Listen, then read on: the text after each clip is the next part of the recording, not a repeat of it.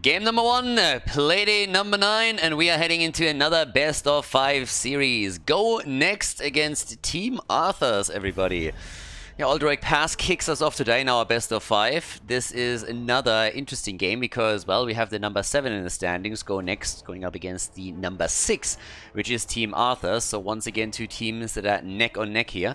And, well, it should be kind of fun to see how they're performing. It's also interesting to see that Alderac Pass is our first map. The bans were Dragonshire and Tomb of the Spider Queen. So 2 maps have been banned, and this is the first one to be chosen. It's interesting to me that the team that played probably the most Zul in this entire season is now insta-banning Zul. Now, Arthas, they have played Zul as a side laner, of course, as well, to rotate between the lanes. But if anything, then it's a hero that we're normally seeing on the side of Wit. So there's that. Uther gets banned. We have Cassia also eliminated. And, well, with all of that, I gotta say, right now, there's still a few heroes that you would have expected to be taken that are still up for grabs. Sonya's still up. Hoga's... Okay, Hoga gets banned. But we still have, for example, Chromie. Another one that technically could be taken. So there's the Sonya pick. Bright and early. Not wasting any time on that. And, well, let's see what they can pull off here with the Sonya early pick. Now, again, we have, of course, I mentioned this the last time that they played, but we have a few players that were swapped out on the side of Team Arthas. I talked about this in length the last time they played on the 8th Playday. So after the halftime, they switched some of their players out. Bishops, for example, is not part of the team anymore. Skiller isn't part of the team either. So slight changes, and that was one of the talking points the last time, like last week, with always the question, do they need to find the rhythm? Are they already, like, you know, synced up, or do they need a little bit more time to just get the communication going properly? But either way, now we have them starting things off with Morenas and Sylvanas and Denado with D.Va. So already with Sylvanas, the option to be quite aggressive around any kind of pushes, be it with the objective or without it. Jojo comes in, okay, for the wave clear. And Lucio to traverse the lanes a little bit quicker. I mean, this is one of the biggest maps that we have in the map pool right now. And the Vikings get banned for that very reason. So no Vikings on this one, which is always kind of sad. I gotta admit that I feel the Vikings are in a pretty decent spot. You know, the Vikings are exactly in the spot where I want a former specialist like them to be. They're occasionally picked on certain maps, but generally they're not a high priority. That's exactly where I want to have heroes like Murky, where I want to have heroes like Gazlo, for example. This is how you need to balance it, so that those heroes have on certain maps a place. They will sometimes be taken and sometimes be banned, but they're not one of those heroes that you have to simply take. Ragnaros is an interesting choice now. Now, Ragnaros can help you real well to defend any fort or keep, but this is a map where, dare I say it, we could see Lava Wave? I mean, if you pick Lava Wave, this is probably the map where you go for it. Now, normally it's Sulfuras, Sulfuras, Sulfuras, Sulfuras. And normally I'd say this game is not going to be an exception, but this is a big map. And if you want to play the macro angle, you could do that. Dehaka on the other side, chipping in also global for the blue team. But with that, we have our last pick. So, Stalk is the one where we still need one. And the frontliner has not been claimed. Let's have a look what Stalk is going to walk away with here. Triple melee. And it's Teriel. Okay, that looks more like Judgment and Sulfuras from here on out. So I think the Lava Wave hopes and dreams of Trixler are gonna get crushed again. But if you're picking Rag together with Teriel, as we've seen in yesterday's games, there is a very high chance that it's gonna be a Judgment play together with a quick Sulfuras as a follow-up for an insta-kill. Either way, ladies, let's go. Game number 1, Alderac Pass, go next, going up against Team Arthas. Game on! We got go next against Team Arthas, everybody! The party starts on our ice map, and honestly this couldn't be any better for Team Arthas. The Russian team starts in red on a winter map. I mean, if that doesn't give you a big advantage from the get-go, then I don't know what does. I mean, this is their territory. Red is the color, KK Comrade, we're going full on in this one with a winter map, so that is already a good look for them. On the left side though, the blue team with Wid on Johanna, Skynox on Lucio, Blade on Sonya, we've got Zero on Dehaka, and Kelvin on Hanzo. Yeah, I was on the right side of the map, Team Arthas with Stalk on Tyrael, Morenas on Sylvanas, Denard on Diva, Lopaka on Ragnaros, and Renella is playing Brightwing. And they're already trying to attack down at the bottom of the map. Blade, yeah, he pushes them back, or at least tries to. And as you can see, half the tower went down, but that's all that they could get out of this one. So, bit of an early damage play against the first tower. The normal stuff that you see whenever a team is going for Sylvanas. You're trying to get away with a bit of a freebie setup at the beginning of the game. If your opponent is a bit late on the reaction, you might get the entire thing, but even if they come in pretty quickly, you normally get half the tower, and that can add up. So it's a small advantage that you're gonna get here. Either way, top side, that's where we now have Zero going solo with Dehaka against Diva, and has also to deal with Ragnaros over here. So yeah, that's the next one. And we're gonna see that blow-up composition again. We saw it yesterday already, and it was pretty sexy. I mean, it's kind of fun to see Tyrael with Judgment again. It reminds me a bit of the days when Heroes of the Spawn first came out. Back then, Sanctification wasn't really a tool that people used. It was all about Judgment back then. And things changed, of course. These days, you can see both of the ults come through. But Lopaka should be the one to come in with the Sulfuras as a follow-up for whenever the engage comes. And we're talking normally about you trying to somehow cleanse out the stun. Ana did a fantastic job, played by Banana yesterday. Today, though, different story. And damn, son, they're really going aggressive here. But Renella gets murdered. Brightwing is down. Sylvanas attacked. Zero as well. Looks like Stalk is going to die here too. And indeed he does. And it's a triple kill. Wow. Go next with 3 kills in the early game against a very aggressive Team Arthas that was trying to come in, steal the camp away, and they were very, very quickly met with a resistance, and so that their hopes and dreams burned to ash over here. Not really a good start. That's a big lead now for Go Next. And we'll see if the red team is able to somehow come back into this. Pull off a little bit, 6.5 out of 10 moment, and rise like a phoenix out of the ashes. By now, we got Lopaka already, himself sitting here in pretty low HP, so he needs to be careful too that nobody comes in and close the distance here. The blue team is pretty much just saying, okay, let's go next, boys. This is already over, let's go. But first objective gets announced. They're already trying to keep Sylvanas a bit at bay, and Morena's team. Careful. That's 50% of the HP gone, and that is going to signify a quick tap at the fountain. So that thing is on cooldown. Blast wave setup again for Ragnaros. We've been talking about it quite a bit. And of course now at the top side still out our 1 versus 1. Now in this map, objectives will... most of the objectives are ignored here. Until you have level 7, sometimes even until the teams have level 10. We'll see how it plays out for them. Team Arthas has at least started to catch up a bit in experience, so it's not like they're trailing too far behind. After the 3 heroes went down, it looked for a while like they might be more than half a level behind. But they're still doing fairly okay. The thing is always that early kills in the game don't matter all that much. It's really a bit weird. I mean, first of all, the experience gain that you get through those early game kills are not really that significant, and we can honestly take a look at it. If you look at the hero experience that they got, that's 1,000 extra experience through hero kills. They killed 3 heroes, so you can really tell that the gap isn't that big. 1,000 experience points is not a ton, honestly. I mean, don't get me wrong, it's not nothing, but the red team did a little bit better on the minion experience, so they did a good job there. Some of the waves were lost by Go Next, so that makes up for the gap here. But now we got the top side still pushing. We have all of this still set up. Zero, of course, with his Dehaka is currently the top soaker for the team. And they're starting to play a bit of a game for the objective. Now we have level 7 talents for both of them. The Swift Retribution for Tyrael again. And Kelvin gets interrupted on the jump. And gets taken. And nearly taken down. Yeah, dodges out on the meatball. But here comes the Sylvanas push, and they get the entire wall. Nice.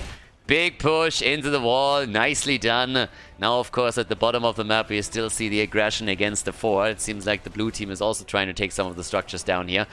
At this point, Team Arthas hasn't taken a single kill yet, and here comes Ragnaros in with the Molten Core.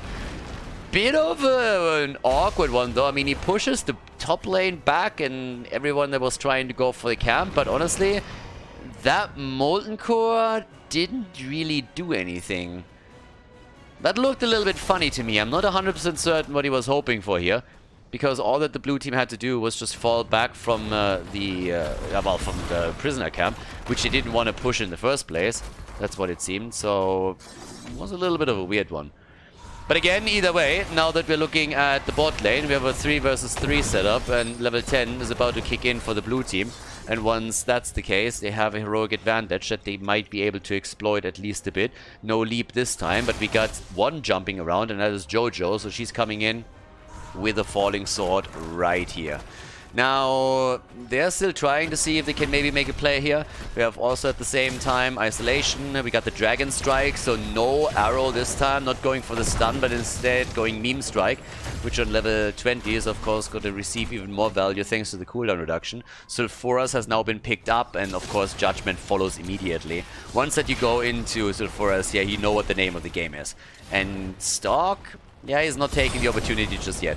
With Sonya moving in on the side, they didn't want to commit to a potential kill against Wit, and it's totally understandable. But D.Va has in the meantime decided that she's playing to win and went straight over to the prisoner camp to get the first one.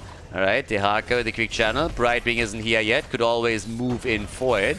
Slight advantage now for the red team. Sulfuras, and bye-bye, baby! Lulcio is down. That explosion, on the other hand, could have done a bit more damage. We already had the meme strike underway too. But that kill against Lucio is what we're going to see a lot more. It's all about Lucio's positioning at this point. I mean, Lucio went into the high 5. So at this point, what you are trying to do is you're trying to connect with Lucio whenever possible. Because if he comes in high 5s just as Judgment connects, then you can move the target out of the range of Sulfuras if the timing isn't pitch perfect. And that is something that the red team is going to account for and try to target Lucio whenever possible. And that's exactly what we just saw a second ago. So, with that said, we now have our little play right here. Denado, Murenas, they're already playing out. Zero gets body blocked, and he's dead as well. Nice. Easy peasy. We're just pausing the game.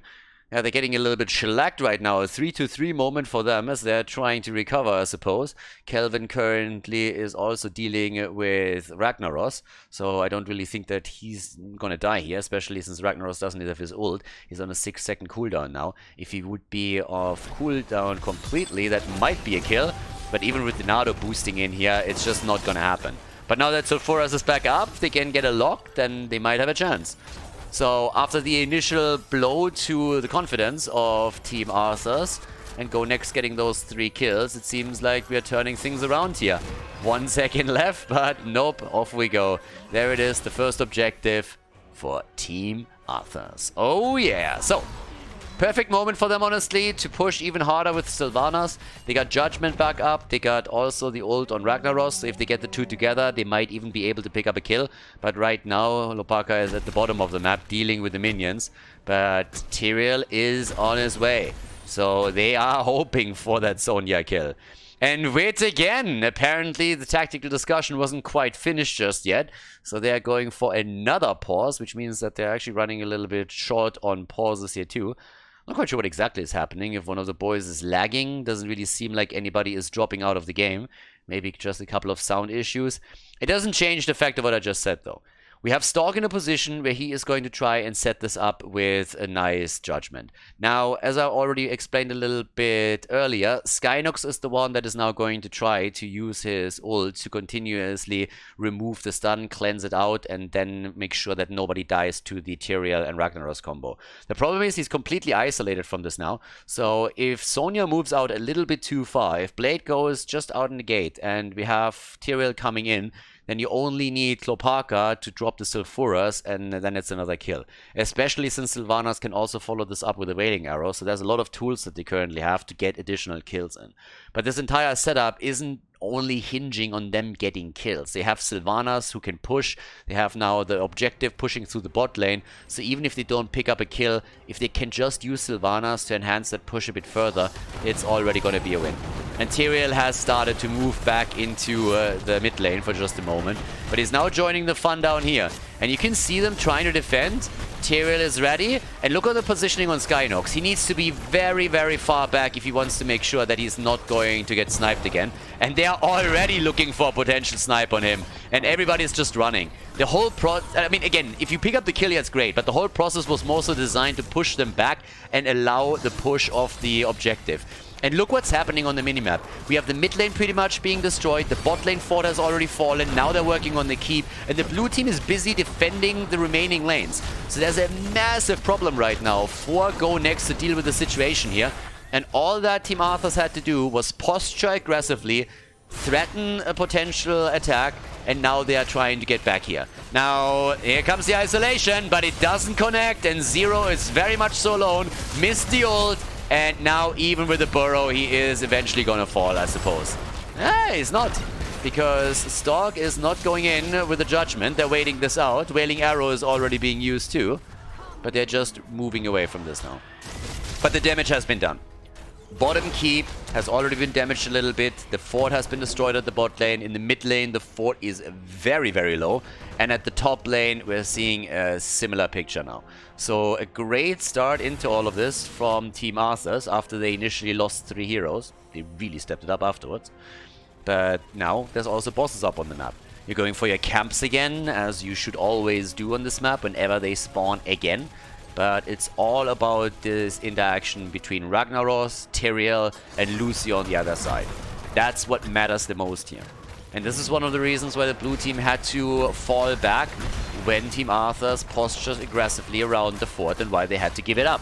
Because it didn't have an opportunity to field an entire defense. And, well, Lucio is in constant danger of being sniped. He's the one that has the most trouble right now. So at this point, we got both teams. Oh, there's the Judgment. The Arca. Nice. They were a little bit too aggressive here. He missed the isolation again. Missed the ult. But here comes the Sulfuras. They didn't sync it up this time. The Haka used the burrow to escape. But the problem is more so that Sonya is at the bottom of the map with the boss and is starting to aggressively push this. So somebody has to head back to deal with it. And that's what they're currently trying to do here. I'm a little bit worried. I mean, even if you get a kill or two, is that really worth nearly losing your keep at the bot lane? I don't think so. First of all, here comes the charm. Jojo is moving in and trying to get the attack. The boss is moving through the top lane. And at the bottom of the map, Sonya, she's still doing work. They're losing the keep. They're giving the keep up. They're trading a keep for a fort. The fort at the top has fallen and the boss is still looking pretty good. But here's the level 16 talent now for Go Next. And that was a pretty bad decision on the side of Team Arthas. Yeah, they should not have lost that key bot lane. There was no need for it. They could have sent someone back, deal with it, maybe a few more. I guess initially they were hoping to get a quick kill against the Haka and then pull farther ahead, but that didn't really work out for them. So now they find themselves behind in structures, simply because they were looking for an aggressive fight up at the top.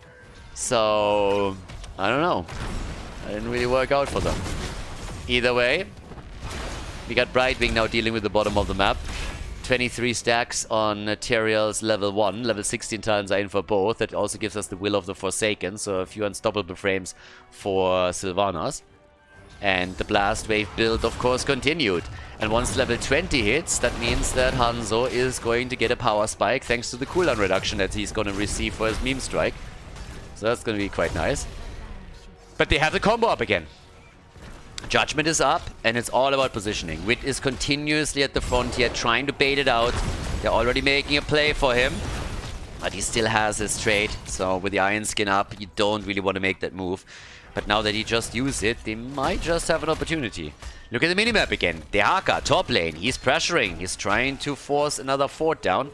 And in the meantime, Team Arthas is working towards the objective down here, at least a little bit, taking those minions, the guards, down. And see what else they can do. Because right now, yeah, there's the channel. And that's the moment. Blue team has to make something happen here. And there it is! He moved too far out, but it's all good in the hood. And there's the high five. just after, and off we go. Now they can make the play. Baited it out a little bit. Stalk goes down. Gets eliminated. Looks for the explosion. Gets it against Sonya, but that's a 5 versus 4 regardless. And of course, they're all on the run now. They're all on the run here. The tunneling claws are coming in. Go Next is going for the objective. And Ragnaros is just dropping his trade to make sure that nobody can claim it. So he's just interrupting as much as he can. But, ooh boy, that was a little bit annoying. Okay, either way, for now, we're looking at 4 kills to 2. And Go Next, they've now been successfully dealing with the combo of Tyrael and Ragnaros in the last few fights. And it worked out well for them. The game is still completely up for grabs. Nobody has a decisive advantage yet. But there is a lead in experience for Go Next. And they, of course, have that bot lane, which is quite neat. You get a good 5-man wipe or anything similar going, and you're going to be in a great position to maybe even end the game. Then again, to be fair, most teams will not commit to a push for core if they only have one keep taken down. If you remove only a single armor shield from the boss here, then normally the teams don't push for it. You want to have the second one before you make that play. Unless, of course, you get a 5-man wipe in the late game and the death timers are very, very high to begin with. If not, then it's always a risk since the core or the boss is going to recover hit points. And making a play for Ragnaros, so at least they're trying. The combo is up again. Here comes the meme strike. They make the play for Jojo, but the Iron Skin was still there. Nicely done by Wit. Baited it out again, waited with the Iron Skin, and therefore they couldn't take him down. And trying again for Lucio, but even that doesn't work out. And here comes the falling sword attack once again. They're taking Ragnaros down there, chasing the entire Russian team away. Mid lane is getting pressured by the camp down here. Dinardo, does he have the mech? No, he does not. That's the second kill. 2 down, level 20 is so close for them.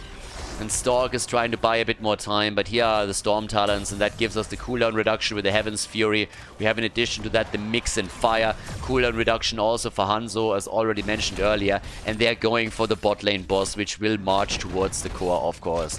So they're doing their thing right now. And Brightwing is already sitting here trying to stop the bleeding as the lanes are pushing in, but the rest of the blue team is focusing their attention now onto the objective. Things are starting to look grim for Team Arthas. And this is just tons and tons of space for Go Next now. They will get the objective, they have the boss at the bot lane, and then they can decide how they want to play this now. You can already tell that they're not going to try and make a play for the core, because they know that with 2 armor shields still intact, they're not going to have a big chance here. YOLOing the meme strike out a little bit, has the cooldown reduction now on the Storm Talent, so not really a big deal YOLOing this out every now and then. Fort is down, everybody down here is defending. Now let's not forget that the objective is also going to kick in soon. Sylvanas is sitting at 59,000. She's pretty much fighting with Hanzo over the #1 spot in this one.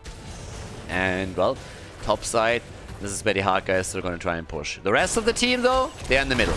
The Haka can always global in. Bot lane is getting pressured. The Haka wants to ensure that the top fort is falling too, hopefully even more than that. And the rest of the team is busy in the mid lane trying to take the keep down. But now that Ragnaros has the heroic difficulty, it's a bit unlikely. He's already using it for the defense exactly as he would have expected. Meme strike comes out, trying to get some extra damage in, of course, too. But Ragnaros still pushes them back. Top lane gets pressured. Fort has fallen. Core gets attacked. And here comes once again the cooldown reduction on the side of Johanna. 10 seconds for the falling sword. Falling Sword and Meme Strike, they are both on really low cooldowns now whenever you are able to really connect your shots with your opponent. And it starts to get a bit nasty. The core is already on 50% HP. Now again, it's gonna recover, but that's still a little bit of a problem here. So that is a lot. Can you imagine if the blue team would be able to move in for it? 2 armor shields or no, it doesn't matter, but that thing is incredibly low here. Now everybody else is still being chased. Core is moving back, and as I said, it's going to recover the hit points quickly, but you can tell that it might have been an option to go for the core and try to right-click this thing and end it right there. But either way, there's still one boss up, and it seems like now our Team Arthas is trying to make the play. I also want to highlight that we don't have the Angel of Death. Instead, we got the Seal of Aldrinite here. So a bit more of an attack speed setup for them, and they are crushing this one. They're going to get the boss. The problem is that Sonya is already sitting in the middle, and Jojo is starting to take the camp, so they are jumping in to take another keep down, and they are going to be successful here. Blade is dropping it. Keep number 2 eliminated. Camp stolen away. And now, of course, you're forced into a fight. But there's a chance to go for core now. We win that battle. But then again, Hanzo is down. And here comes Ragnaros gets interrupted as he wants to go for the Molten Core. They're still trying to chase. If they can get more kills, that would be a problem. Keep in mind that boss is pushing the top lane. Jojo is down. Guys, they might have just thrown the game. They might have just thrown the game. Because up at the top side, the boss is pushing. And how deep are they gonna go now? Sonya, Blade is a man on a mission. He's moving towards the core. 2 of the armor shields are already gone. But D.Va is back to business and trying to save the day. The rest of the team, with the help of Sylvanas, is already going through the top keep. Core is falling slowly on the side of Team Arthas. And they're still dealing with Blade here. Blade with a spin to win, but he's alone. He's all alone right now. The fight, on the other hand, forces Sylvanas down. She's dead already. And everybody else is trying to escape too. Another interrupt against Ragnaros. This time it was Lucio with a boop. He gets attacked. Sulfuras is ready, but they won't be able to get the hit. Sonya is down, but the core just doesn't fall. 2 keeps against 1 keep. And it's a weird one. We have a weird first game right here, but it's kind of fun. Now the objective is up again, and with Sonya dead and Sylvanas down, they're making a play for the next prisoner camp. Up to this point, Team Arthas didn't get... Well, actually, Satu, didn't they get a single one? I think they got one earlier. But anyways, 7 kills to 5. And can they lock this one in? I don't really think so. Sylvanas is missing, that's true, but the rest of the team is still up, so that leaves us with a 4 versus 4. Sylva's gonna be back a little bit quicker though.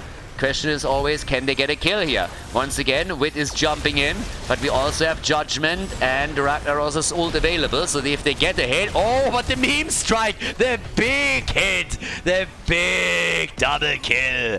Meme strike party! And now the focus onto the prisoner camp of Team Arthas.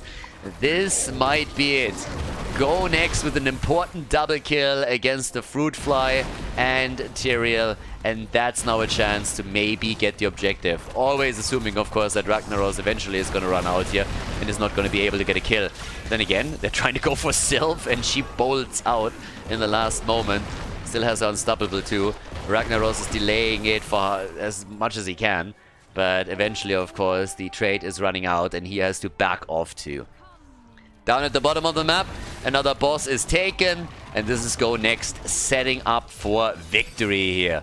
Yeah, the push in the mid lane is getting stopped. Right wing, Tyrael soon back out on the map. Top lane is also a bit pressured. There's 3 of those gnolls now in there, but the real problem is the boss at the bottom.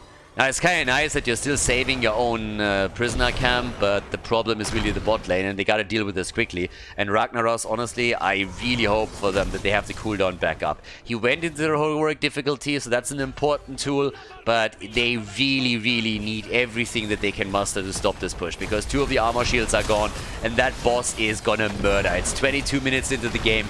That bad boy is gonna hit hard. There's the kill against Tyrael. Trade value activated. But things are looking grim. Nice attempt to connect with the Sulfuras, but it's not going to be enough. The core is falling on both sides, but much faster here on the right side of the map. And this is the lead for Go Next in this best of 5 at the Master Slash. GG and well played as the blue team locks in the victory on Alderac Pass. Before we head into game number 2, make sure that you subscribe to the channel if you haven't done it yet, so you don't miss out on any future content here on Khaldor TV. Battlefield of Eternity! Map number 2 in our best of 5 at the Master Slash. More Heroes of the Storm. This is, of course, the second half of the season. So all the teams play against each other for the second time now. And the last time that these two faced off against each other, it was a 3-2 victory for Go Next. And they just locked in win number 1. It's kind of impressive if you think about it, because they won the direct comparison against Team Arthas the last time around, but they still find themselves behind the red team in the standings. But if they can lock in a second victory against them, of course they can not only close that gap, but also improve their chances significantly to pass ArthasStroitHram. The team is building a temple for Arthas here. Lucio gets banned this time, and we got Sonya banned out right away here in Battlefield. Again, bit of a different map, of course. 2 lanes. much more teamfight focused than other maps. Hanzo, a good pick here. Li Ming, Arrow build Vala, Sonya for the objective damage, Malthael sometimes. It's a map where you can see Thrall on the top lane. It happened a bit more recently. Maiev gets banned too. Chromio, of course, can also chip in a bit of damage if you're trying to go for some quick kills. We've seen a lot of variant compositions here with Stukov or Malfurion behind it. Usa gets banned again. So all of that still holds true. And even Misha, Rexa is a really good hero here as well, because you can always just like sniff out where the opponent positions themselves, try to follow up on any initial stun with Misha's stun afterwards to set up your damage dealer. But here's the first pick into Hogger. Yeah, with Sonya already banned, that is not really a big problem or surprise. I mean, these days it's Hogger Sonya these days. That's what you kind of look for. So this time Hogger makes it through, banned out on the last map. That's where Sonya joined the fun. But yeah, here comes Jimmy, Exterminator as the level 1 talent. Of course, still one of the best when we're talking about damage against the Immortal. And as you can see, Malfurion gets picked together with him. Can already zone them out with the roots and follow up on any kind of aggression. Now the only question is who sets him up. Could be Varian, could be a Nubarak. Doesn't mean you can't play any other tanks. I mean, again, we've seen Garrosh here, we've seen Diablo here, Jojo can get played, Muradin is sometimes played by teams. So there's plenty. But the traditional picks, if you're trying to get quick kills, are Nubarak and Varian. And there's Varian and Li Ming, so they're going to try to set that up. Those blow-up comps, that could be a ban on Stukov now, because if you go up against that Varian setup, Stukov is a fantastic follow-up. Another one is Brightwing. If you can't get Malfurion or Stukov, Brightwing is an option. She doesn't really lock someone down, but she has the Polymorph, which is kind of neat, and again, puts some CC in too. So that works for them. And, well, it's the Ana ban instead. Nano-boosted Li Ming is, of course, also kind of neat. When you get a sleep dart through, that sets you up as well. But I would have been a bit more afraid of that Stukov pick, to be absolutely honest with them. Anyways, here comes the Teriel ban. Yeah, make sure that you can't get the Sanctification through. Make sure that you can't go into a comp yourself. Well, talking about comps, there we go. Leyline into Apocalypse. Okay. Leyline into Apocalypse. There we go. And, well, that with the follow-up of Malfurion can be nice. Yeah, I like it. I mean, honestly, it's always exciting to see Medivh being played. On the one hand, he's super annoying. On the other hand, if he's not playing against me, it's kind of fun. Because you can always see, do the ley lines work out? Is he getting the baseline stacks together? Here's the Stukov pick, by the way. That doesn't come as a surprise. I already expected that, and you did too. Because this makes just perfect sense with the comp that they're playing. Malthael, quick picks right now. We got Urel on the side, we got Malthael in play. And well, guys, with that, we have Battlefield of Eternity set up. We can jump into map number 2 of this Best of 5 series without wasting any more time. Battlefield of Eternity, let's find out if Team Arthas can bring it back or if Go Next pulls ahead with a 2-0 lead in the Best of 5 series here at the Masters Clash. The 1-0 lead for Go Next. They're trying to extend it now as we're heading into game number 2. We got Battlefield of Eternity in front of us. Team Arthas on the right side, Go Next on the left with Skynox on Malfurion going into the Emerald Dreams again. Kelvin on Jimmy with the Exterminator. We got Blade on Malthael, Zero on Medivh, and Wit on Diablo. They're trying to set up the combo. Leyline into Apocalypse for the blue team. Whereas on the right side, it's all about sniping heroes. Stalk on Varian, Renella on Stukov with the follow-up. We got Morenas on Hogger, Denado on Urel, and Lopaka is playing Li Ming in the second game of the series. Yeah, let's go. We got Medivh doing his thing and just moving around, trying to double check, of course, where exactly the opponent... I mean, at the end of the day, what you want to do is you want to follow Varian. If Varian can't set it up after level 4 with a taunt, then your team is most of the time pretty safe. Talking about pretty safe, they're playing it safe down here as well. There was a trap already set up by Go Next, but the red team checks all of those vents, the steam vents, and makes sure that there is not going to be a problem at all. It could have been a bit nasty if Vit gets a jump on someone with Diablo and can lock him down together with Malfurion. And they nearly got that done against Varian. I mean, they locked him down a little bit, but not in range of the towers. which was the more important part. So yeah, good for them here. Okay, both teams trying some early game plays, but can't really do anything just yet. We're gonna keep our eye on Zero's Medivh and the stacks on the baseline for him. But of course also the fight down here with both teams trying to be a bit more aggressive at this point. So let's see. Right now, Morena's still waiting for a potential rotation towards the bottom of the map. Now that we're heading into the post 1 minute part of the game, the camps have of course spawned.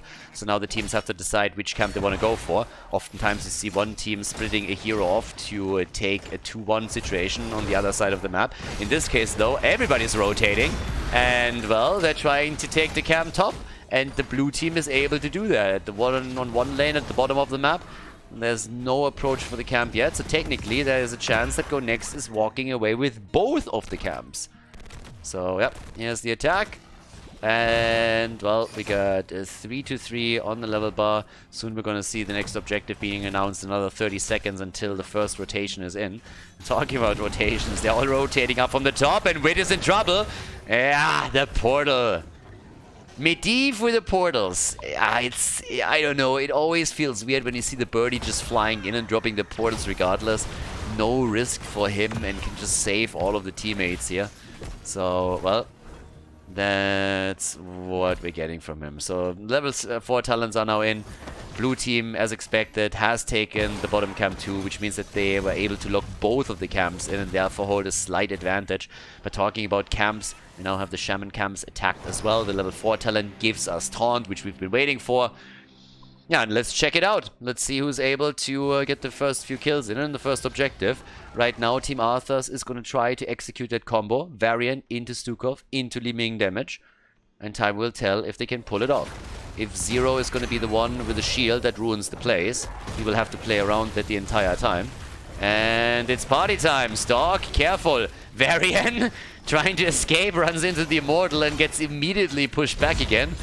But they are starting to chunk it down, and they're chunking it down quickly. The halftime show is more or less in their hands already. So it's close, but there is a significant gap still for the team in red. They're 3,000 hit points ahead now, and that is the best opportunity to get objective number 1. Normally with the first objective, if you get a significant shield, you can try to take the fort down. Most of the time, teams are not quite able to do that and have to stop at the keep wall, at the fort wall. And the fountain all depends on whether you get your level 7, for example, and if you're able to maybe get a kill or two. But now that we have Jimmy doing his thing on the left side with Exterminator, the red team is going for the aggressive move, and they lock it in. They have the first one. They isolate Malfurion, and he is dead. Bye-bye, Birdie. So he gets eliminated. Malfurion is down, and that is going to make the push a bit stronger. Still early on in the game, of course. Malfurion is going to be back in another 5 seconds, but the Immortal will be on lane. No level 7 yet, though. Slight advantage experience for Go Next, so they have a chance to lock in an earlier level 7, maybe play around it, but I don't really think it's going to make a difference for this. The wall will fall 100%, and they're going to try to get some damage onto the fort, but I don't think they can take the entire thing. I mean, you see how quickly the objective is already falling. The Immortal is getting tons of damage pushed in on it. 15 stacks by now for Medivh. They're trying to make the play for Varian, but yeah, no problem for our boy. There's the portal on the other hand. Yeah, I've been talking in the past a lot about portal control, that whenever you go up against a Medivh player, you want to have some tools in your arsenal that can control the portal. And they have mainly Urel, who has some displacement, so whenever someone gets out of the portal or tries to reach it, Urel can push them back out. They will also later on in the game have the ult on Li Ming's side, so as the repulsion kicks in, you can play around that a little bit. And of course, Stukov's lurking arm. But it's not like they have a Junkrat that can place a mine down. Varian is always, Malfurion is always kind of neat in that position too, because the roots are super useful. You can always drop them whenever the portal appears. But for the time being, at least, it's 1 kill to 0. Portals are not really the biggest deal just yet. The teams are just getting ready for all of this. We've not seen a lot of commitments made yet. Even the last objective was more or less just both of them trying to attack it at the same time. Towards the end, an attempt by the blue team to go for full defense was thwarted, and that's one of the reasons why Team Arthas was able to pick it up. But they're still losing out on some of the camps. Another Khaldor camp has been taken at the bottom of the map. Hogger is soloing that one. And up here at the top, we currently have the attack coming in and trying to take another wall down, but the portal rotation is in. They go for an Ella. Stukov in trouble, and Stukov is down. Yeah, one of the few heroes that has very little mobility and survivability in this setup, so he gets eliminated. Kinda unfortunate for him.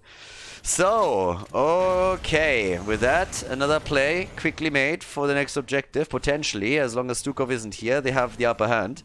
But they need to deal with the top lane first. It's level 10 that both teams are looking for now. You want to make sure that you get your level 10. Yeah, it's all about heroic abilities now. And of course, ideally even getting a kill. Quick check on Medivh. He's sitting at 19 stacks, so he's getting a bit closer, halfway done. Zero has to be super careful here, and he's playing it slow. Down here. Hogger gets out. Nice. Bounces around a little bit. Plays a bit of pool at the bot lane. They were hoping to catch him, but it's not happening. The ley line into Apoc is now finally up. So for now, we have ley line into Apocalypse. And now let's see what they can pull off with that. They need to land the combo nearly perfectly.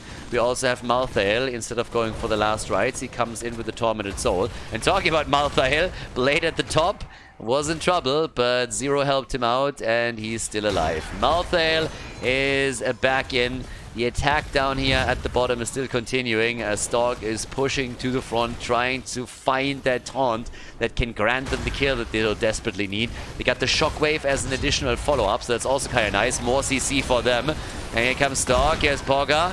Denado jumping in, pushing them out quickly.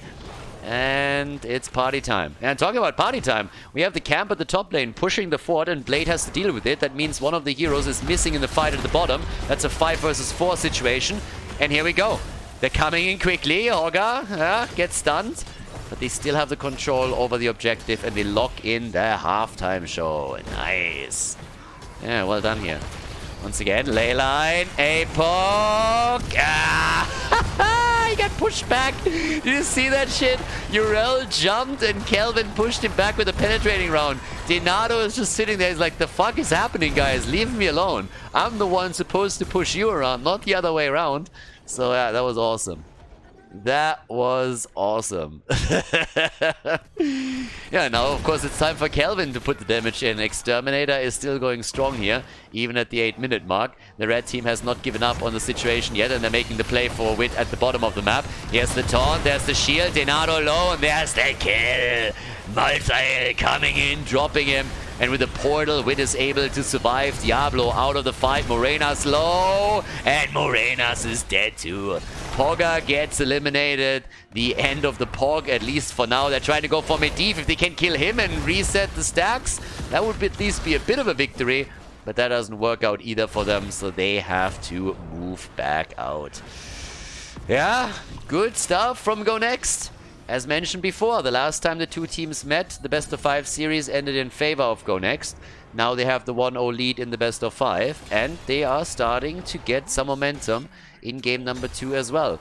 Initially, they had a bit of problems around the first objective. Now they locked in the second one for themselves. Slightly had an experience, potentially an earlier level 13 talent. And on top of that, we also have them, of course, with the Immortal through the top lane. It's not a massive shield, but we're looking at 25% roughly. Should be able to break through the wall, and it comes down to the question whether or not you're able to take a kill. And they're trying for Stork again. Follow-up was there. Tormented Souls. Blade. Yeah, gets some damage in and distracts the team here, of course. Nicely done thus far. The damage output on Malthael is currently top on the team. 24,000. On the other side, you got 28,000 for Li Ming. And, yeah, the fort falls. Nicely done. Fort is down, and the attack still going strong here. Now level 13 is also ready, and things are starting to look a little bit iffy. Now, to be fair, it's not really over just yet or anything. It's one fort that has fallen. Both of the forts in the blue team are low, so it's not like Go Next has a massive lead here or anything. No. Still a good chance to just win a team fight and then snowball it a little bit for Team Arthas. They're gonna try here But still, they gotta be careful, and they're gonna go for the taunt, and they're pushing Diablo away from the gate, but they cannot completely lock it in. The ley line, though, not followed up by the APOC, only connected with a single target, and that is just not enough. In comes the Illusionist for Li Ming, the level 13 talents for both of the teams, as they're starting to make the plays. But yeah, let's go. Bot lane, they're trying to go for the camp. We got also the virulent reaction now for Stukov, so that's definitely good for him. And Malthel now moving up to the top. That means down here we're looking at a 5 versus 4 for a bit longer. If they can capitalize on that and force the fight around the taunt with Varian, then that might be a chance for them. They're trying, but look at Malfurion. Malfurion's just shutting these plays down one time after another. So good job on Skynox. And Malthel, he's playing PvE. Blade is sitting at the top side. Is like, you know what, all that PvP shit is just too difficult for me. I'm gonna deal with the PvE for a little bit, or sorry, the PvE for a bit, and we'll see where that leads us.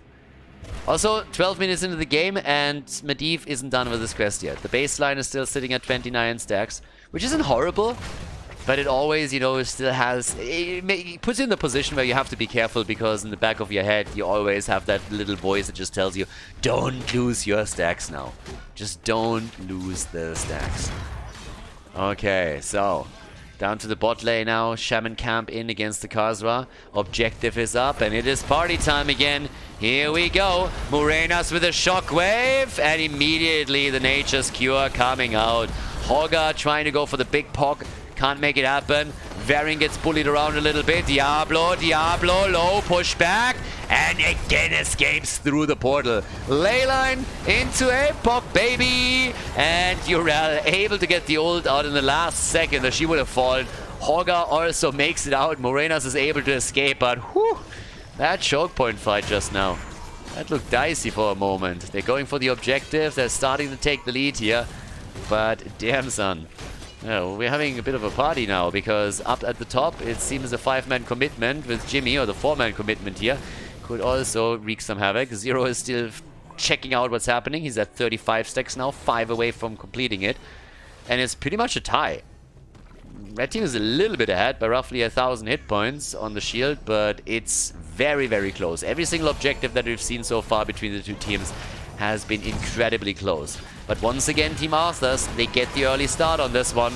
Yeah, here comes the jump again. Diablo, they're trying to take Wit down and finally get rid of all the stacks that he has, but they're making the play for Kelvin. Coming in with a flank and another attempt from Plobaka to get the combo connected. Unsuccessful this time. Stork moves away, needs to be topped up, he needs healing. He's pretty much Genji cosplaying at this point, as Stukov is trying to keep everything together for the team. Blue team still looking good here. They are close to 16, but here comes the play for Kelvin. They really want Jimmy. They want Jimmy. Their ley line misses everything. Denado low. Malthel gets pushed out. Get the hell out of my team fight. The quest for Medivh is completed. Everybody's low. Malfurion is dying, but here comes Kelvin with the auto attacks, trying to take them down. The combo against Morenas with the APOC. Wit is a bit low and needs to fall back too. Everyone else still incredibly low on HP, but alive, and they can commit to the objective just before level 16 is ready for go next. And here we go. Nicely done. They lock in a 50% shield on the Immortal. Team Arthas, they have one pushing through the top lane now. They need their level 16 though, if they really want to have a chance of getting some damage in. So, let's see what exactly they can pull off here. And let's have a little bit of a look. Top side, there's already Jimmy trying to get some auto attacks connected. The 16s are now ready. So let's check this out. We got already the mirror ball in. We got the kablooey. Fort is definitely going to fall. The only question is how much more can they get. Here comes Hogger. Here comes Hogger. He still has the shockwave. They make the play for Dibbles. And this time Wit is down. He'll be back. He's going to play Arnie. Malthel is also down. The front line gets ripped up. And Team Arthas is carrying all that momentum through the top lane, turning that little snowball moment into an avalanche as they are looking for another kill against Diablo. With respawn, but he doesn't have any soul stacks anymore. He's going to be in trouble here. And of course, it's now time to go straight up for the keep. And that's exactly the play that we're seeing from him. As is. Another combo connecting. Wit getting attacked again. Hogger with the poke plays. Wit low. No taunt. Denado trying to jump in and the keep falls. The keep is down and Team Arthas is looking for core. I don't think they're going to go for it. They couldn't get a kill. And now that Malthel is back in just 2 seconds, they decide that it's time to just haul ass. So they're all moving away. But they got the keep and that's all that mattered in that situation. Nicely done. Well played here. Yeah, good job by Team Arthas. It was, for most of it, Go Next, who had a bit of an advantage, was really trying to play the hand here, but they couldn't quite pull it off. Now, we still got Wit with 30 stacks.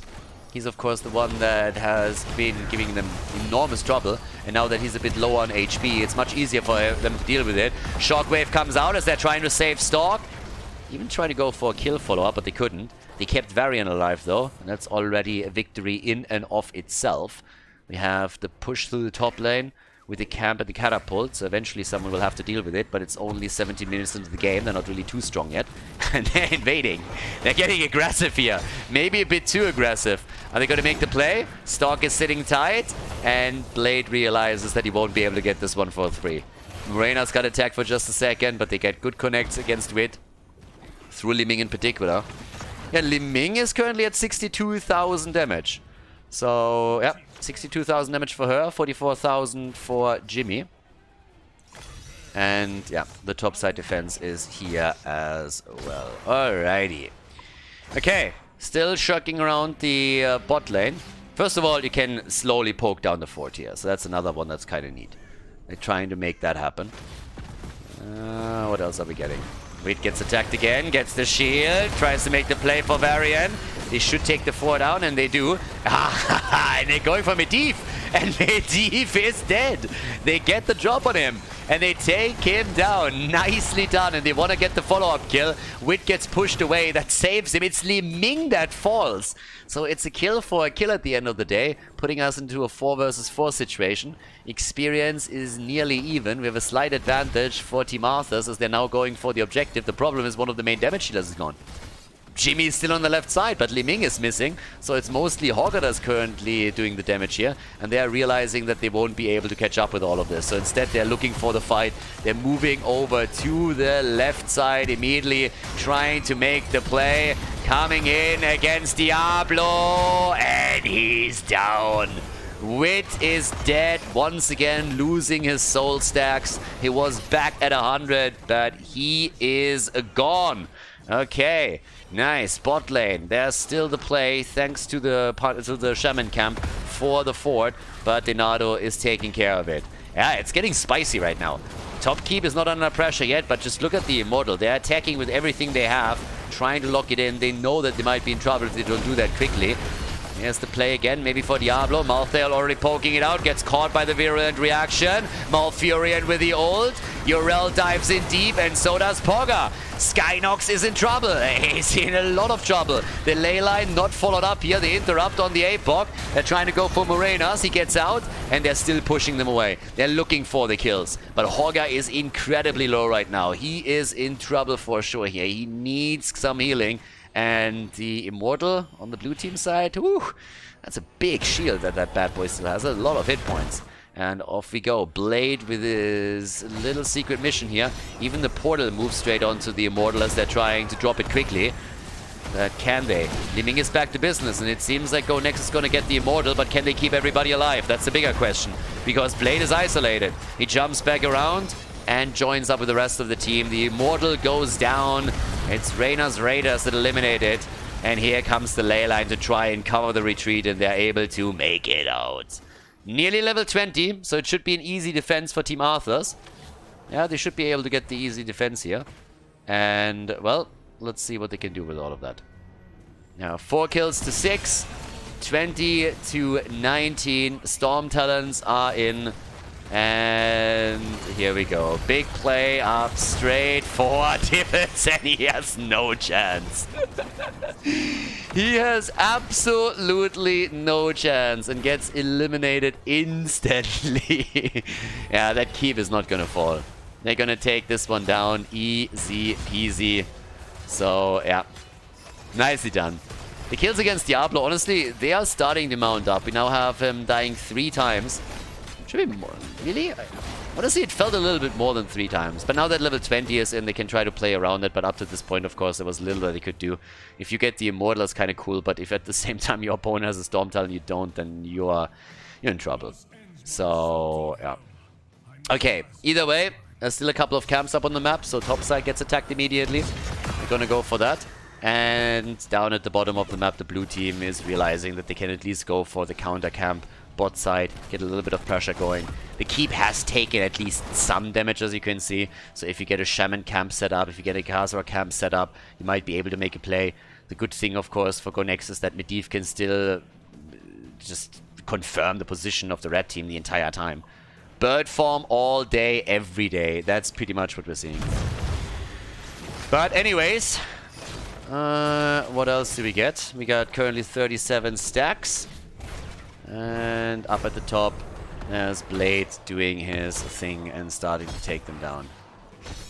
Yeah, the minions, the catapults. Now they gotta deal with them. It's 22 minutes into the game. If you don't deal with the catapults here, then you're gonna be in trouble. But either way, we got still the lead in kills for Team Arthas. And if they're able to get a few more kills in, now that we're this late in the game, that means that you are down for just a long time. So, yeah, there's that.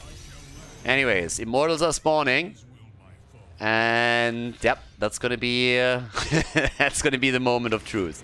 Very likely, whoever wins this one is gonna win the game. So, well, let's see. Alrighty, here comes the jump, and let's find out what they can pull off here. What do we get? Well, bot lane has to be dealt with, as I said previously. If you have camps going up against the keep right now, you need to deal with them quickly because that keep is definitely in trouble. But it's all about the next team fight right now. It's really about the engage and what you can get here. So let's see what they can pull off. For now, we got, 4 kills to 7. And it is time to party. Let's see. Blue team, they need to find an engage. The problem is for them, the ley line into Apocalypse setup is probably the best thing that they can pull off. But yeah, no, not like this. Diablo is down. The ley line only connects with Li Ming. Guys, that is a nightmare for Go Next. They're losing way too much ground here. Dibble's dead instantly, and this time he's down for the count, and everybody else has to fall back right away. Ley line has been used. There was no Apocalypse left up any longer. And off we go. Easy peasy. Attack against the Immortal. The halftime show is secured. And that kill was just pitch perfect. Couldn't have come in at a better moment in time. He's trying to set up the trap. He gets caught himself. And now they have the big lead here. Another 30 seconds until Diablo's back up. Go Next. They know that they have to take a bad fight. So they're moving in right now. They're making the attack happen. They're trying to come back into this. But it's rough. Blade is in trouble too. He's doing what he can, looking for the defense, but that's a kill. Down goes... I mean, this is pretty much the hopes and dreams of Go Next gone. Team Arthas rising like a phoenix out of the ashes as they lost game 1. They are about to lock in a victory on game number 2. This is a 24-minute Immortal with 100% shield. Yep, that's pretty amazing. Okay, awesome stuff. Let's see what they can do here. We got the move straight through the bottom of the map, and I think it's nearly impossible to... the only thing that Go Next can do is get an insta-kill. Like this one, for example. Yeah, but they don't have last rights, of course. So instead, it's Malta that's in trouble, and he's down. Li Ming gets the reset. That's a quick kill. Wit has to commit to the Hellgate and needs to jump out too. And damn, son. That is... that's nasty. Li Ming has nearly 100,000 hero damage. She's sitting at 94. And with 2 heroes down and the bottom keep just getting absolutely crushed, it's nearly impossible. That Immortal is a massive beast. I mean, look at that guy. He goes through that keep like hot butter through cheese. Absolutely no chance. The keep doesn't last for even 10 seconds, and now the core is gonna get melted away too. They're making the play here. There's the ley line. They're going for the APOC, but the core is already falling, and the APOC combo didn't even work out. They are messing it up, and this is game. We are looking at game 3 on even footing between the two teams here. Dibbles goes down. It doesn't matter anymore. Hogger is pogging like a champion. And this, ladies and gentlemen, is the end of game number 2. Battlefield of Eternity ends with a victory for Team Arthas. GG and well played.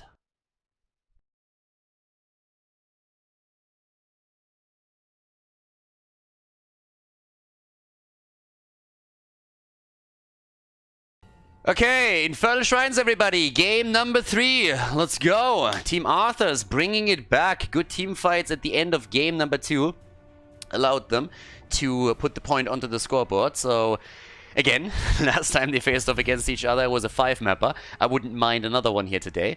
We are at least en route to have at least 4 maps. Tigers gets banned.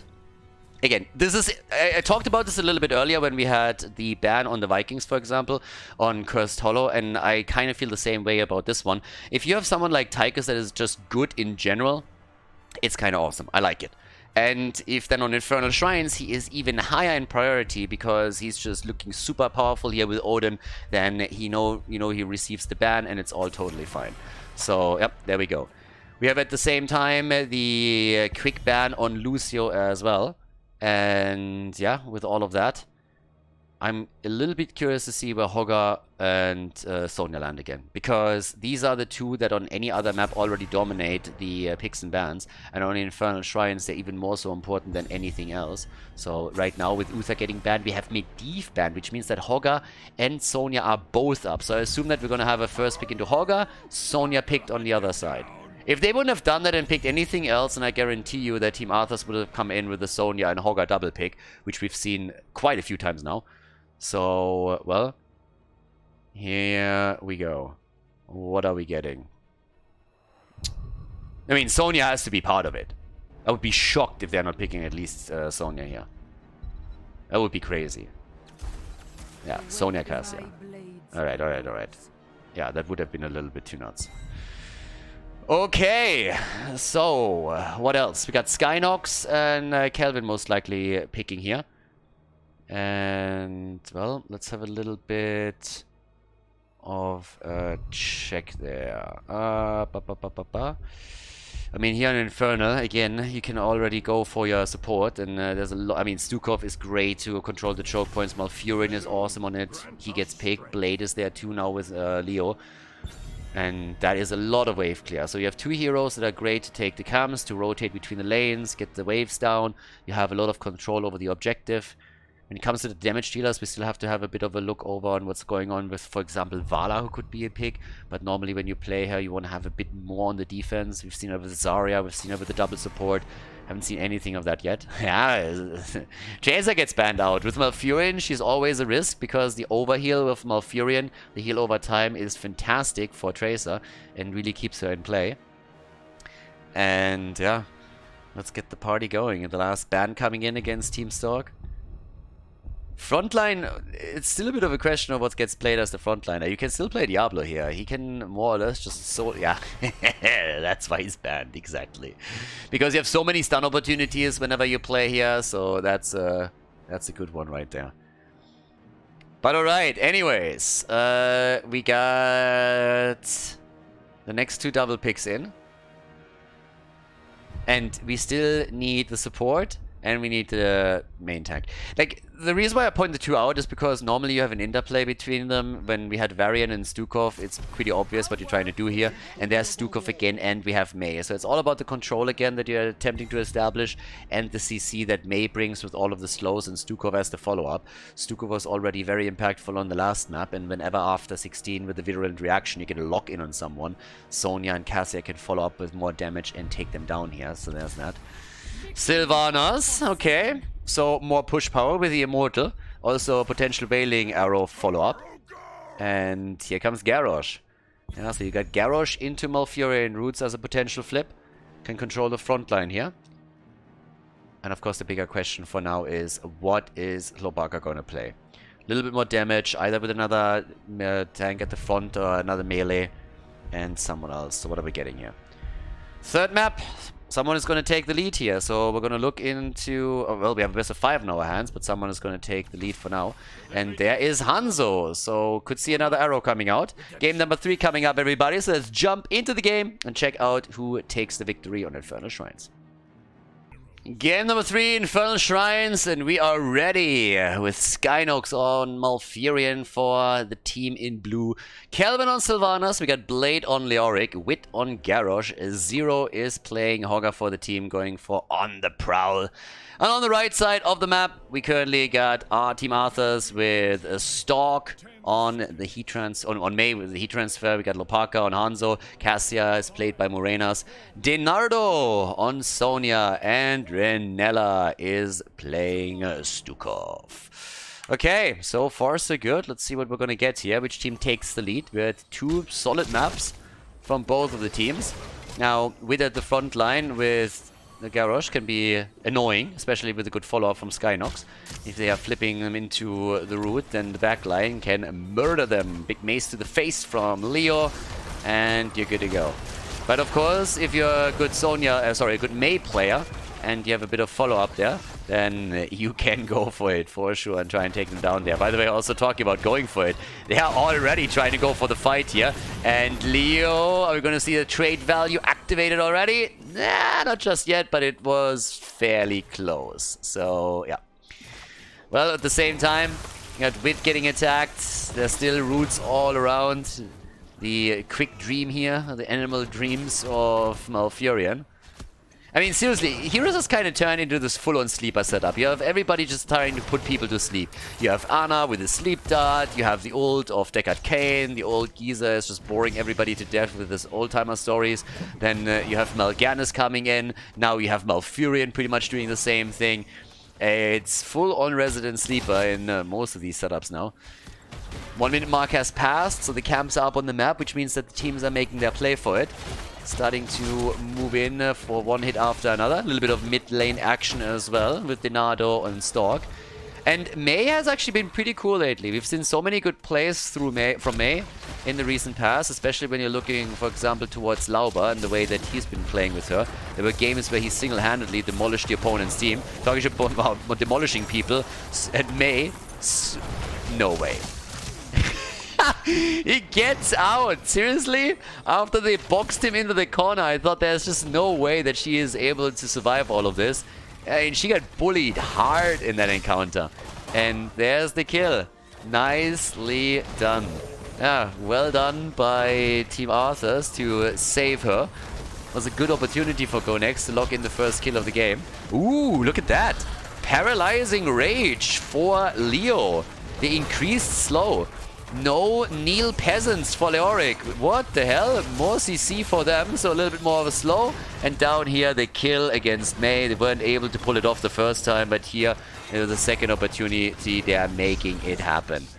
But really interesting adjustment from our boy. So Blade has dropped some of the area damage that he normally has. The AoE on the swing with Neil Peasants, I mean, it's one of the main talents that you're trying to pick on Leoric because it allows him to very quickly rotate between the lanes and control them. But he went into the extra slow, so that's a very interesting adjustment that he just made. And that might even have some... Yeah, he might make some additional adjustments in the build then later on. With Leo, you always have on the level 13 and the 16 in particular some wiggle room. But that's interesting to see. So let's have a look at how impactful that's going to be. It's been a while since I've seen that. It's been a long, long time. I mean, for years, it was all about Neil Peasant now. So off we go. Fight is up, and well, Leo's coming in with the slows as mentioned, but the first one to fall is Malfurion. So he's eliminated. Bird Boy is down. And the objective, for now, goes to Team Arthas. But of course, the blue team has taken a very significant lead on all of this. Leo is ghosting out, and Wit and Kelvin are trying to complete the Punisher. 34 stacks against 14, but they're all low. They all got to be careful. But with 38 stacks to their name, GoNext has a big opportunity to lock in the first one here. Hogger is pogging in. He's taking it. Was just able to ping-pong his way out of there. Oh, and that's worse. Nice. Good setup and opportunity against Sonya. The jump gets triggered too. Oh my god. If they're now losing Hopaka as well, that would be so painful. And indeed, he dies. Hanzo is down. The jump got already triggered. They're getting mad value here. That's 3 kills to 1, and just look at it. The entire wall is about to fall. A late jump proc on the Punisher because the ability was still on cooldown. And now, of course, they're hoping for a counter kill against Wit, but it doesn't work out. Instead, another flip against Mei. And Stork slides out, but there's another jump procced on Cassia, and they're in so much trouble here. Yeah, the Frozen Punisher was always one of the strongest, and they're taking the fort down easily. Guys, this is a 4.5-minute fort that we're talking about here. That's crazy. That's honestly crazy. It's a bit devastating, honestly. That's an enormous, enormous advantage in the early game. And now they're also taking the camp, and they're getting vision on the fountain. I don't think they can take the entire thing. Maybe? No, they're getting the vision. Yeah, Hogga is there. So the fountain is down too. It gets worse and worse and worse for Team Arthas here. Now, I'm honestly a little bit confused still on the talent choice on level 4 for Leo. Initially, when he picked it, I thought that Hogga might take over some of the duties here and try and help him out with the clear, but currently it's Blade who's still solo laning, so Hogga hasn't taken over in any of these positions. He's the one going for the mercenary camps instead. I suppose that they are going to try and keep Leo mainly at the top lane and not have him rotate into the middle all that much. But yeah, he's giving up a lot, of course. He's definitely giving up quite a bit when he's not going for Neil Peasants, but at the same time, he will be able to help them more in the team fights by them controlling the opponent with even more slows than you normally have. Now, as you can tell, we are still in a position where the level 10 that kicks in any second now is a huge and massive advantage for Go Next because they're so far at an experience, and it's going to take a long time for Team Arthas to catch up on it. So that should easily result in another set of structures being eliminated because you got Kelvin here. I like that. That is actually, that was pretty cool. So it looks a little bit silly, but it's one of those let's just YOLO it out plays where you're thinking we have such a big gap. Yeah, I can just use the ult. If we catch someone, it's an easy kill. If I don't catch anybody, it's not a problem either because the ult will be up by the time they hit level 10 anyways. So they ran a risk here. Blade said like, nah, why not? They didn't hit it. They open the wall. They take their own camp. And now they can even push the wall in the mid lane, which is exactly what you see them do. They're pinging it already heavily. So yeah, good on them.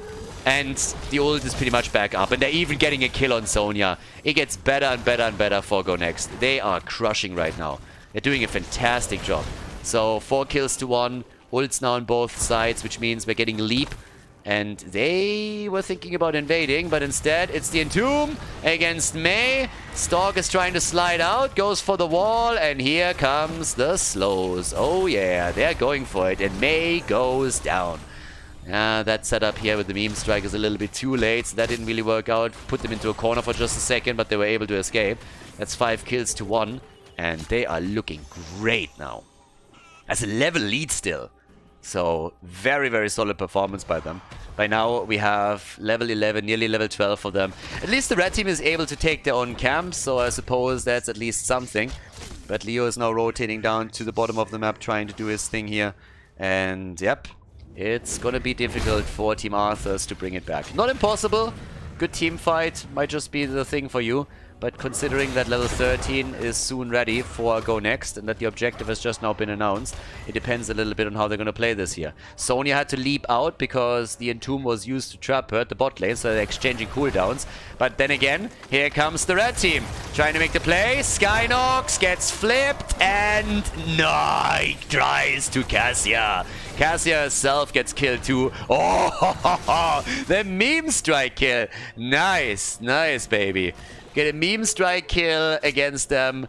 Well done. Yeah, now of course the objective is still up at the top, but have a look at this one. First of all, we get Malfurion drop, then the flip of Cassia into this, and then the meme strike kill as Garrosh just had nowhere else to go. Garrosh was in trouble, so it's 6 kills to 3. We got level 13 talents. That's another advantage that they can run now. At the top, the objective is being attacked. Leo has by now taken down to the bottom of the map in an attempt to push this out a bit further and put pressure on them. And, well, they're still trying to go for... Oh, mind control. And the trade is up.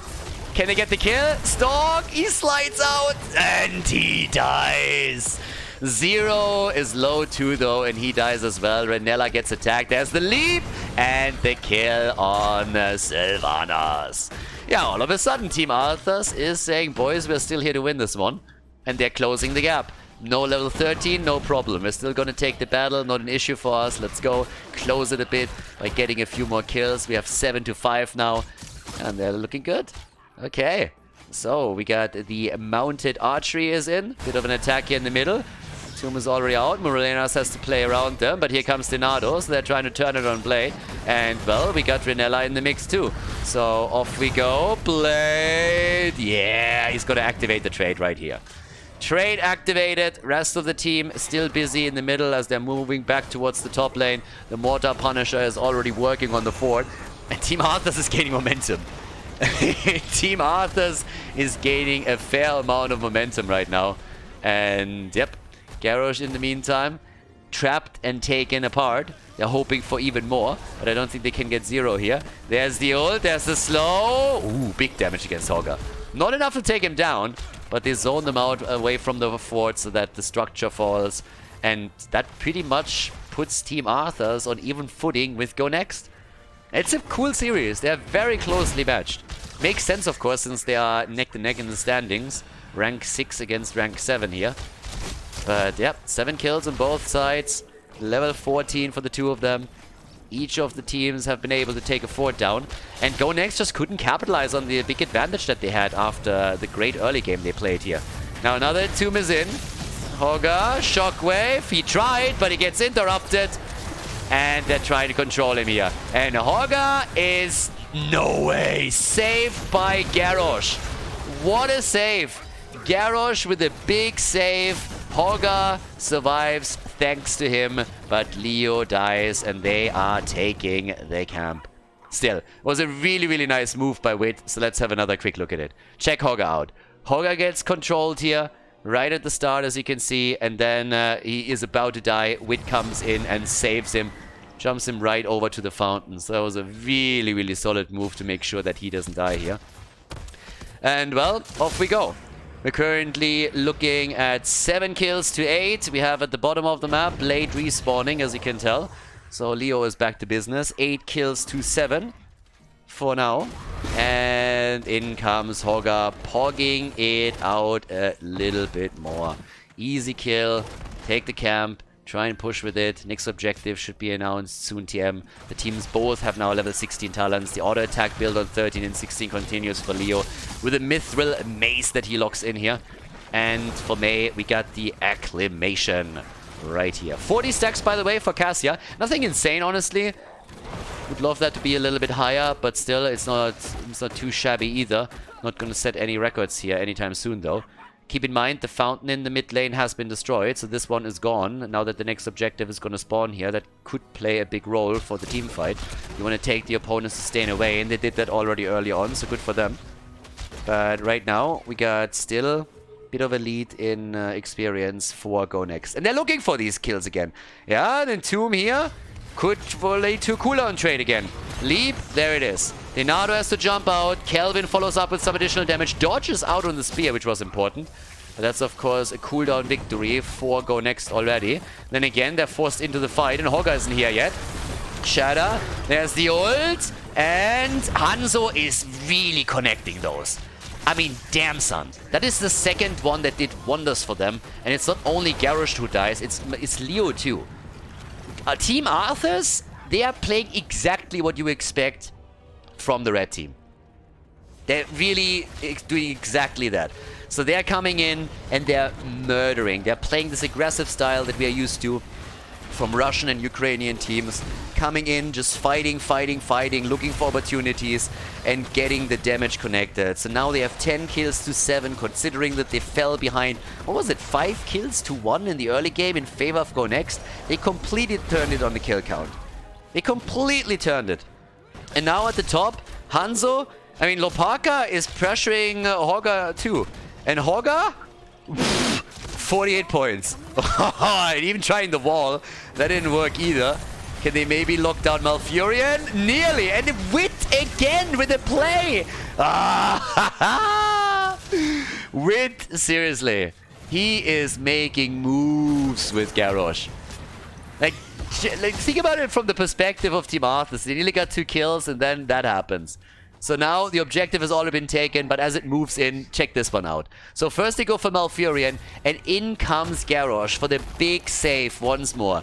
About to go down, saved, and then he moves in to even get another kill for them. Great play here. Wit, as usual, playing well. Blade activating the trait. And the Punisher takes the fort at the mid lane. Yeah, Team Arthas is definitely running the show now. They are the ones making the plays. Wit is doing whatever he can to really stop the onslaught. He's doing such a fantastic job here, time and time again. He's preparing kills for the team. He's saving allies. Honestly, at this point, I don't want to see the calves of Garrosh. He definitely put the backpack on today because he is carrying hard. Oh yeah. That guy, he does not skip leg day. No. Every day is leg day for Wit and Garrosh. He is carrying massively. I mean, really, you need to lift with the knees, you know? And that's exactly what he's doing. So, great job by him. They take even the camp. One of the main reasons is, of course, that Team Arthas is in a spot where they don't want to fight right now because they're so close to level 20 that it would be a bit of a waste to risk it. You want to play that safe. And for now, we got still a 4-kill lead for them. Yeah, and of course, level 20 is nearly there. Alright, so down at the bottom of the map, we currently have everybody gathering up for the blue team, but they got to be really careful now and fall back a little bit since the Storm Talons are hitting any second. So, what are we gonna get? I suppose we're gonna get Shatter. Infinite Ball for our girl. Ah, Crater! We're going Crater, baby! It is Crater time and the Flash Freeze. No Shatter for them. The Crater has been taken. I mean, cooldown reduction for Hanzo, right? Anything else would be insane. The Rock Stopper over here. And the cooldown reduction is in. Alright, so now he can YOLO out his ability even further. But level 20 abilities are ready for both of them, which gives us the Buried Alive.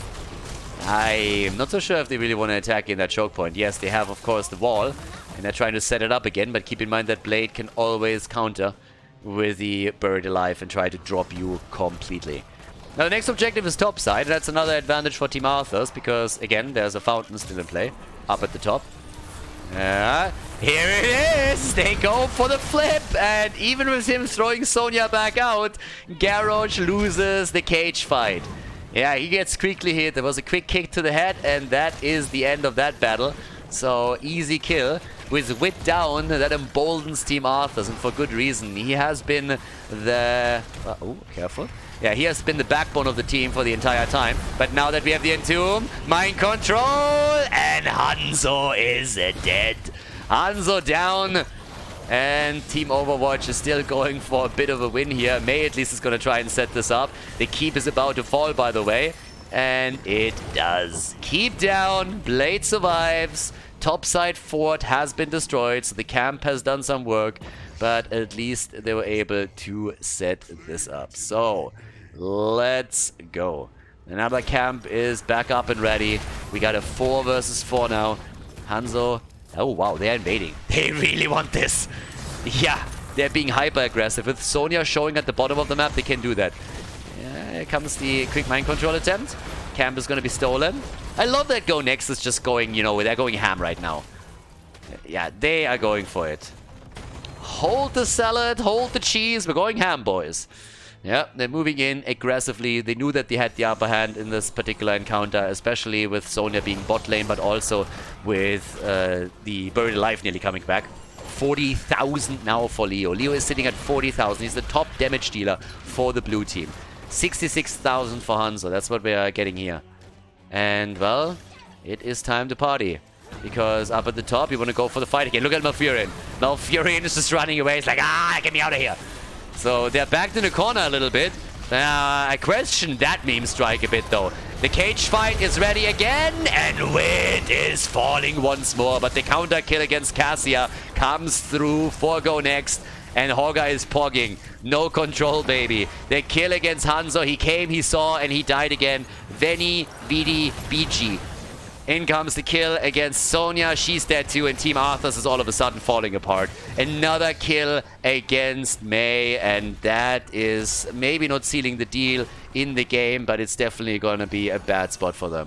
Yeah, right there. Kill after kill. Hanzo and Sonya, they die first, and then after that, they are able to get another one in against Mei. So now we have 13 kills against 14, and that is a big push coming in. Then again, that's 3 catapults that are now on the core, so you gotta be a little bit careful here. Those bad boys are gonna do work, but they should be taken out by the next minion wave. I don't think they can drop the core. It's not late enough in the game yet. We're not even hitting the 20-minute mark yet.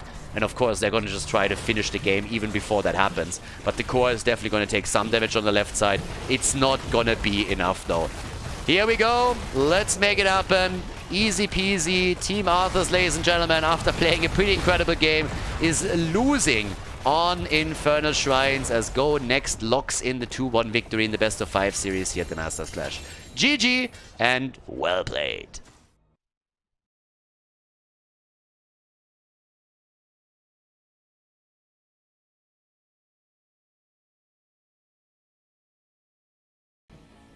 Game number 4, Towers of Doom is the map as Go Next takes the lead over Team Arthas. Very close series so far. All of the games, honestly, have been pretty much, I mean, exciting until the end. Normally it was a late game team fight that decided who would win the map, even when we had initially sometimes a lead for a team. So yeah, pretty impressive setup here. The last time they played against each other, as I mentioned, it went down to the final map, and at this point we might see that happen again, because this is map 4. Let's say Team Arthas is able to win this one and lock in a victory in Towers of Doom, then we're going to go the full distance once again. So we'll see what they can actually pull off here.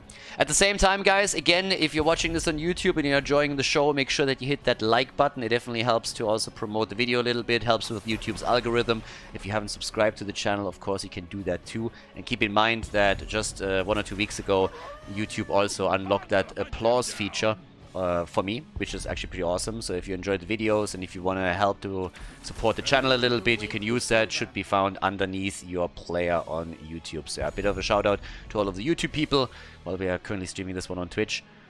Shout out to all of the guys that are watching the videos every single day. I hope you enjoy them. And well, with that, we're heading into our draft where Hogga is again an early pick. Sonya was this time banned out. As I explained a couple of times now, this point it's pretty much the 2 of them already always having like the top position, but you can also see that Skynox has a bit of a preference for Malfurion. Malfurion is definitely strong and in the meta, but he locks him in so damn fast. He has a bit of a preference pick here on that side. Cassia gets taken together with it, and as you can tell, Team Arthas has decided that from their perspective, what they're going to try and do again is to simply go for a similar setup than what they played on Battlefield of Eternity and lock targets down with a taunt into a lurking arm from Stukov. So very similar setup for them. They got Hogga together with it too. And I like the ban on Li Ming. They're pretty much looking at this and they're saying like, you remember what happened on Battlefield of Eternity? Let's ban that shit out. So Li Ming gets banned. That was one of the big damage dealers in the last time that we saw a similar comp being played.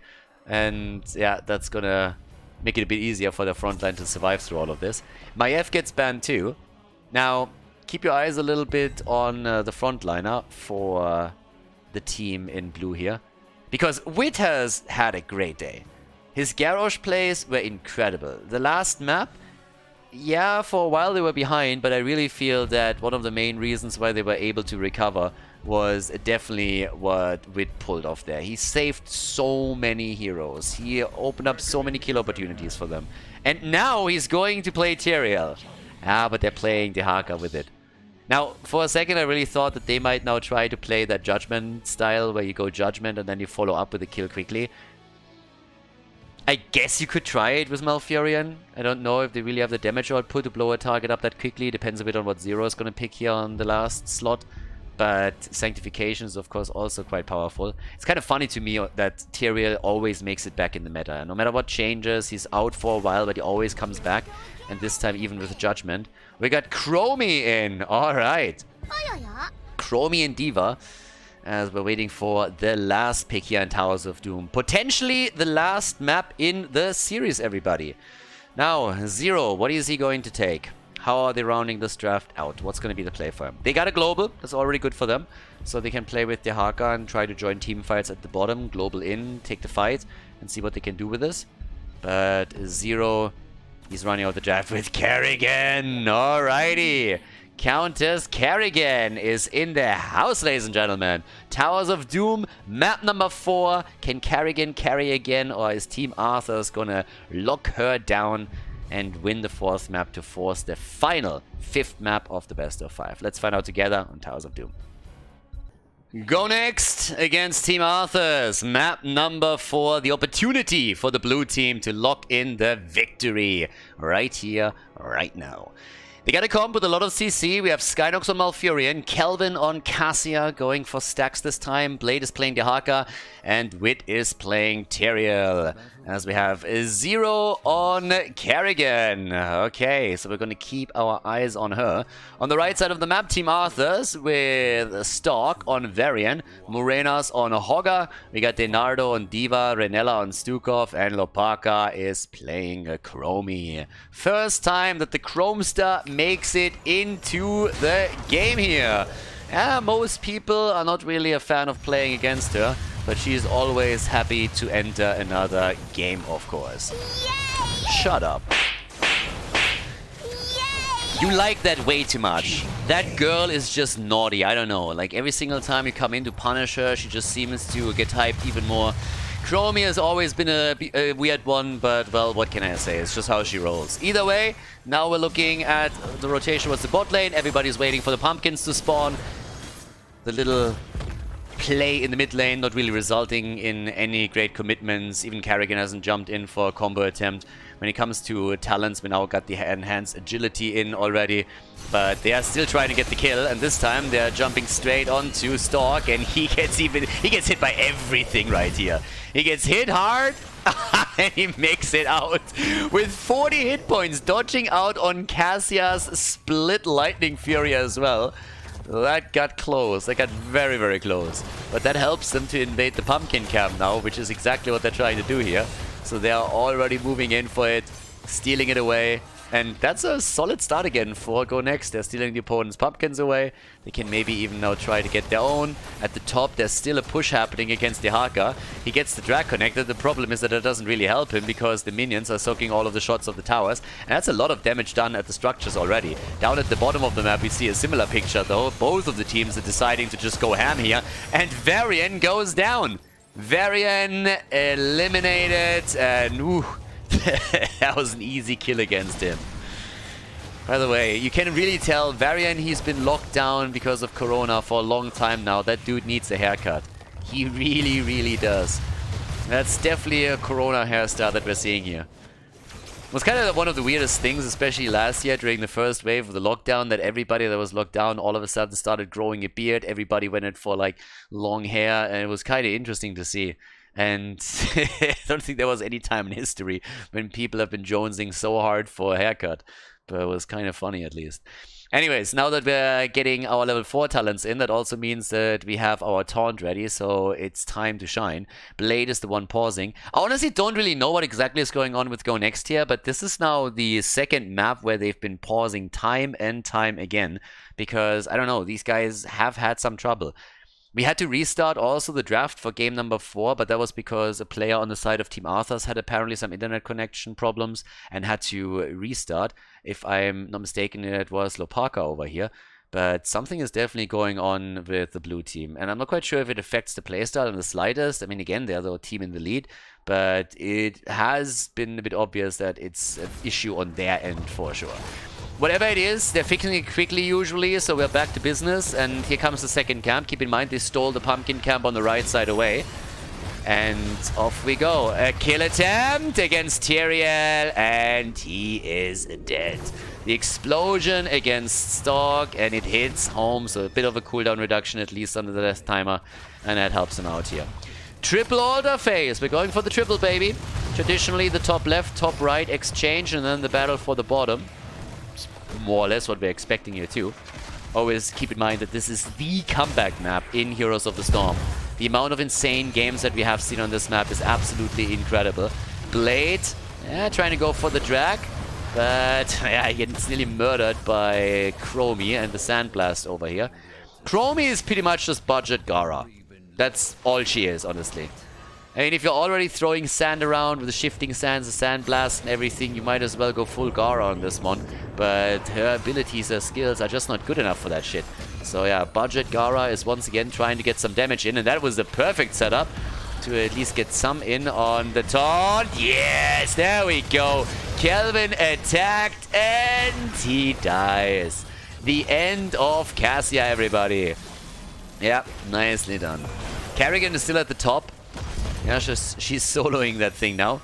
But everybody else is now starting to go for the channel, and nobody can interrupt here. Even Kerrigan, if she wanted to go for it, would be too late to really have an impact. So the lead goes to Team Arthas initially. 36 to 32. Cassia is back to business as well. And the red team is just trying to hold their position as best they can. With Hoga just pogging around the entire time here. Bang, bang, bang, bang, bang, bang, bang. And takes the camp. Early level 7, just by a few seconds. But again, hey, counts. So the Swift Retribution is now in. And of course, on top of that, we're also seeing the Nature's Cure, which is going to play a huge role here considering the amount of CC that everybody is running. Yeah, Kerrigan, we're going to keep an eye on her. I talked a little bit about the last map, where especially Garrosh was kind of carrying hard. Now it's Kerrigan that has to carry again, because she needs to land those combos. And at least for now, they're not even trying too hard here. They are having problems at the bot lane, and quite a few of those. The pumpkins make their way through.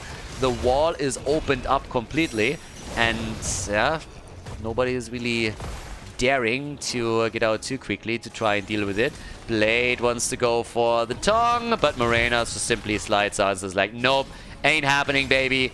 Let's go for the unstoppable frames and simply pog out of the fight. Here comes the temporal loop, though. And off we go. Yeah, we're just getting attacked again. Every single time I see temporal loop, I don't know if you guys are the same, but like I have to think about the medallion and how pretty much medallion being introduced to the game completely annihilated temporal loop, and I'm so happy that that shit finally disappeared. It's been a while, but still, God, it's a pleasure that that thing was finally removed. Blizzard with their amazing ideas there all the time. Oh, we know we have this list from all these pro players that are telling us what we should do with the game, how we could make it better, but it's not what you want. We know what you want. We have fantastic ideas. Weather, medallion, fantastic. Small indie company, guys. You can't expect too much. 1 kill against 2, and well, the first channel is in. Guys, I gotta say, Go Next is losing a bit of ground. Lopaka down here is channeling again. The shots are getting fired. Kerrigan is still at the top. They want their level 10. They don't want to do anything before they get their level 10. That's what we're seeing here. Bam! The kill is in. Teriel is down. Gets the explosion connected. And here's the bunny hop. Hoppity hop, baby. Kelvin is dead. Kelvin deaded. Easy peasy. 3 down, 4 down. It is cleanup day. Yeah, I don't know. Kerrigan is a little bit of a... Again, I suppose they want level 10 before they're making any fights happen so that they have the sanctification set up. But I gotta admit that them keeping Kerrigan on the side lane made it very, very easy for Team Arthas to be this aggressive. Would have been probably a bit beneficial to have the Haka in that spot and try to use Kerrigan for some attacks. Normally, if you're having Kerrigan in the game, you're trying to be a little bit more aggressive. Wasn't really the thing here, so now we're looking at 6 kills to 1, level lead nearly, and also an advantage in points on the core. Right now, this isn't working out. To be fair, they're stacking Cassia. They got their level 10 now, so they got an opportunity to, I suppose, play around Kerrigan and the Sanctification, but they really, really need to step it up. Go Next has proven a few times now that they can do that, but giving up the early game like this... yeah, I don't really know. But yeah, we'll see what exactly they can do here. So off we go. Here comes the play. We got the attacks coming in. Yeah, they're zoning them out as much as they can. And, well, Wit has to move back from this one. Is able to keep himself alive, but the poke is of course real. The Haka and Diva, topside, are going for the channel on the altars. Should be an even exchange again. And here comes the play for Kerrigan, but Zero makes it out. Skynox, on the other hand, was a little bit murdered here. 5 shots fired against 3, so now it's 19 points against 33. Even the Ulden Malfurion had to be used. 20,000 damage for Chromie. And 17,000 for Cassia. And there's the level 13. So they have full control over the bot lane, the most important lane on Towers of Doom. Pretty much the rule of thumb is you always want to control the lane on a map where there are the most mercenary camps. That's pretty much the rule of thumb. Dragonshire, bot lane. 2 Siege Giant camps and 1 Bruiser camp. Here on Towers of Doom it's even more important because the camps are one of the few things, a few tools that you have to damage the opponents quite directly. So you have 2 of the pumpkin camps coming in, so that's why you're trying to control the bot lane here. But yeah, the rule of thumb is definitely whichever lane is pressured by most camps, this is the lane you want to control, where you want to take your opponent's forts down first. And talking about taking things down, Tyrael gets eliminated. He's dead. Bye-bye, buddy. So he's dropped. And now they are looking at 7 kills to 1. I mean, can't stop, won't stop. They don't have Lucio over here, but damn son, they are crushing. Chrysalis is in, so a bit more survivability for Kerrigan. She's gonna need it. Stalk, still, waiting it out. Kerrigan, we're waiting for the combo. And they are just zoning. The Chrome Star is back to action in just a little bit, and Diva and the Haka are still rotating between the mid and the top lane for experience. But I gotta say, boys, blue team needs to step it up. And they try. They go for the combo. They go for Lopaka. Timeout is being used, but Chromie is down. Chromie is down. The Sanctification is in. They go for Renella. And that's a follow-up kill. Here we go. Go Next is saying hello in this game. And finally is able to lock a few kills in. Chromie down. Stukov down. Not sure if they needed to go for the channel immediately or if it would have been a bit smarter to simply go for the bell tower down here. I personally believe they had enough time to do both, to get the bell tower and then the channel. Death timers aren't that great yet. I mean, again, it's the 10-minute mark, but I think they had plenty of time to pull that one off. Either way, they played it safe.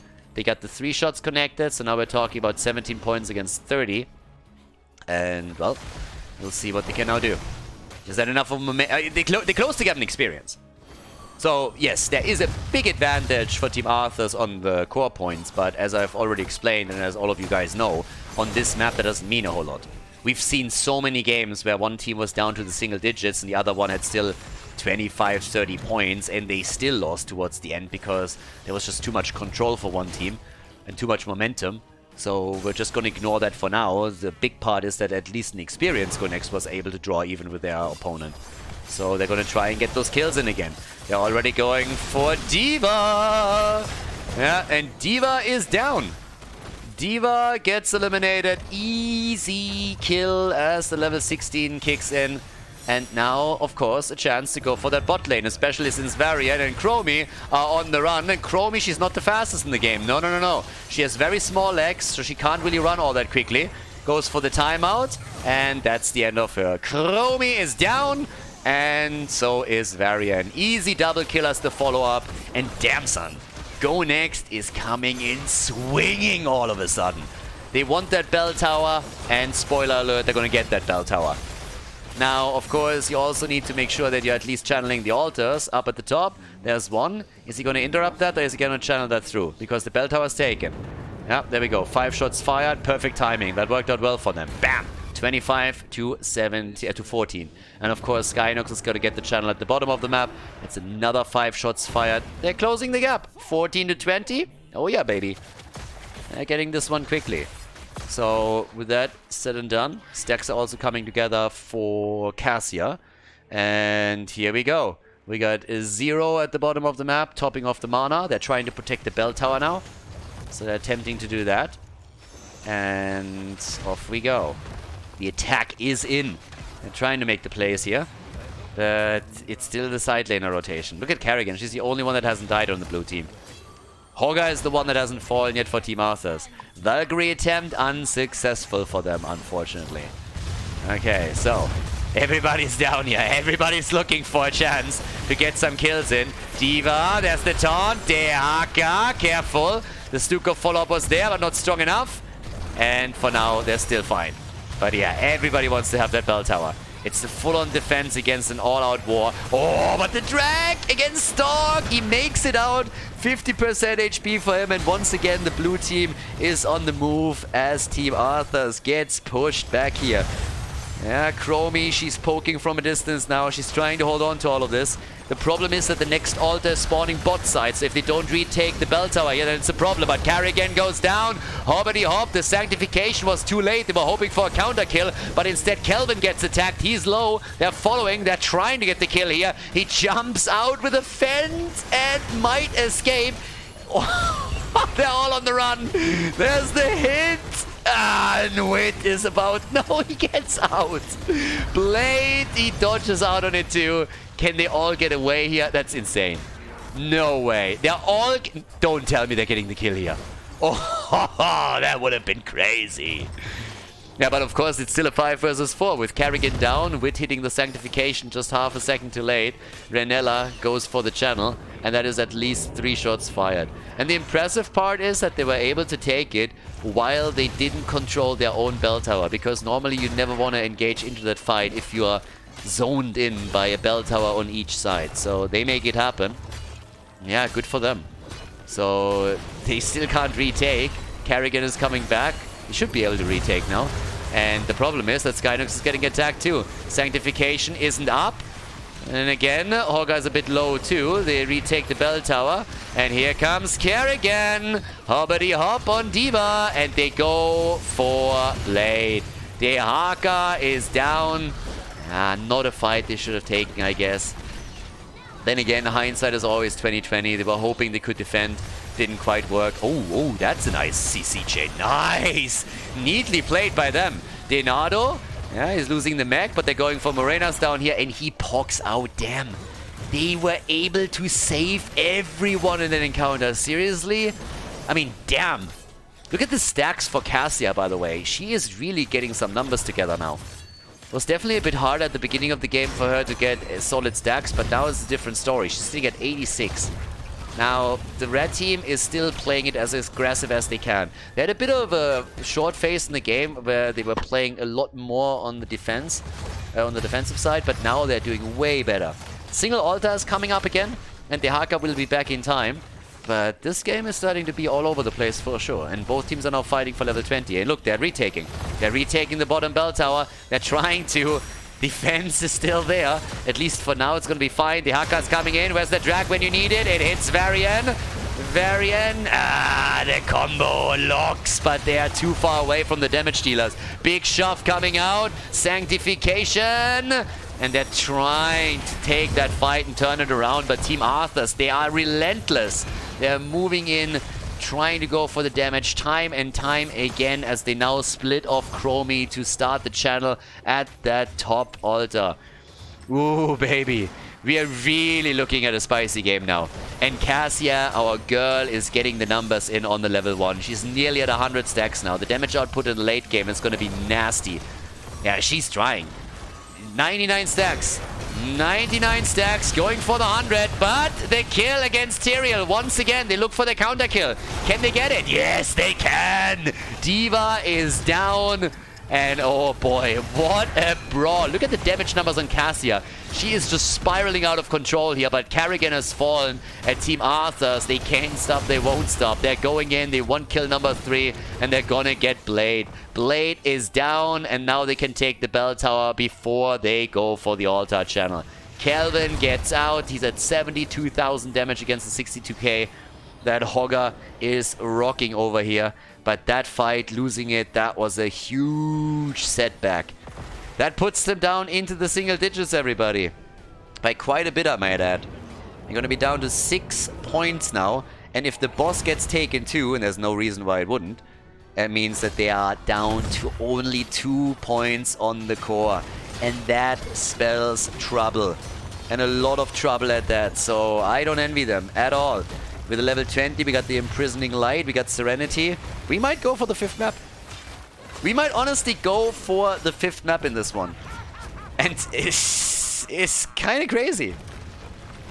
We had the same situation yesterday where 2 teams that went for the full distance in the first half of the season had more or less the same result again. And this is looking very, very similar here. Unless, of course, Go Next is popping off all of a sudden. But for that, they need to first of all keep everybody alive here, get a good connect. Sanctification is out. They're looking for the team fight. They want the team fight. They go for D.Va, and they... Oh, kill D.Va. D.Va is dead. D.Va is down. Can they get more? D.Va is dead for 60 seconds. Ooh. They need to retake the bell tower. 2 points against 20. Yeah, it's nearly impossible. But it's Towers of Doom. And they are going for the fight again. They have all 5 together. And here we go. It's time for the party, but they also need to deal with the pumpkins eventually. They need the team fight victory. And they are getting the kill against Stukov. The Stukov kill is there, but Cassia is dead. She's 120 stacks, but she dies. Morenas gets attacked. The tactical pause from Stork. The tactical pause is in. The 3-2-3 moment. Stork is down. 2 heroes eliminated on the side of Team Arthas. 1 down for the blue team. The pumpkins pushing through the bot lane. 2 points remaining on the core. Double altar popping up now. Morenas against 0. Skynox. He wants to help out Blade. He wants to help out Carrigan. They're trying to go for the kill. And of course, at this point, Go Next needs to lock in both of the altars if they want to have a chance here. But they are definitely in trouble. Chromie apparently the one that disconnected. We had that problem earlier. Ropaka was the one that dropped out, and he just dropped out again. They have 3 players currently on the map, but they need the entire setup. He had issues. He had to reconnect as we were in the draft for map number 4, and now he dropped at the most horrible moment in time. There are no ults out anymore. All of the ults have been used, but Chromie is the one that currently holds a 1 second on a temporal loop. They try to make the play over here for Morenas, but it's a kill against Malfurion. Malfurion is down. That's the big one. Hoga is dead, but so is the Haka, and that's the end of Carrigan. Team Arthas, they turn it. It's only Tyrael that's there. They're splitting and they're ending the game. Team Arthas with a victory. We are going the full distance, ladies and gentlemen. We're going to game number 5 as the red team locks in the victory on Towers of Doom. Nicely done, and let's head straight into the final map of this series.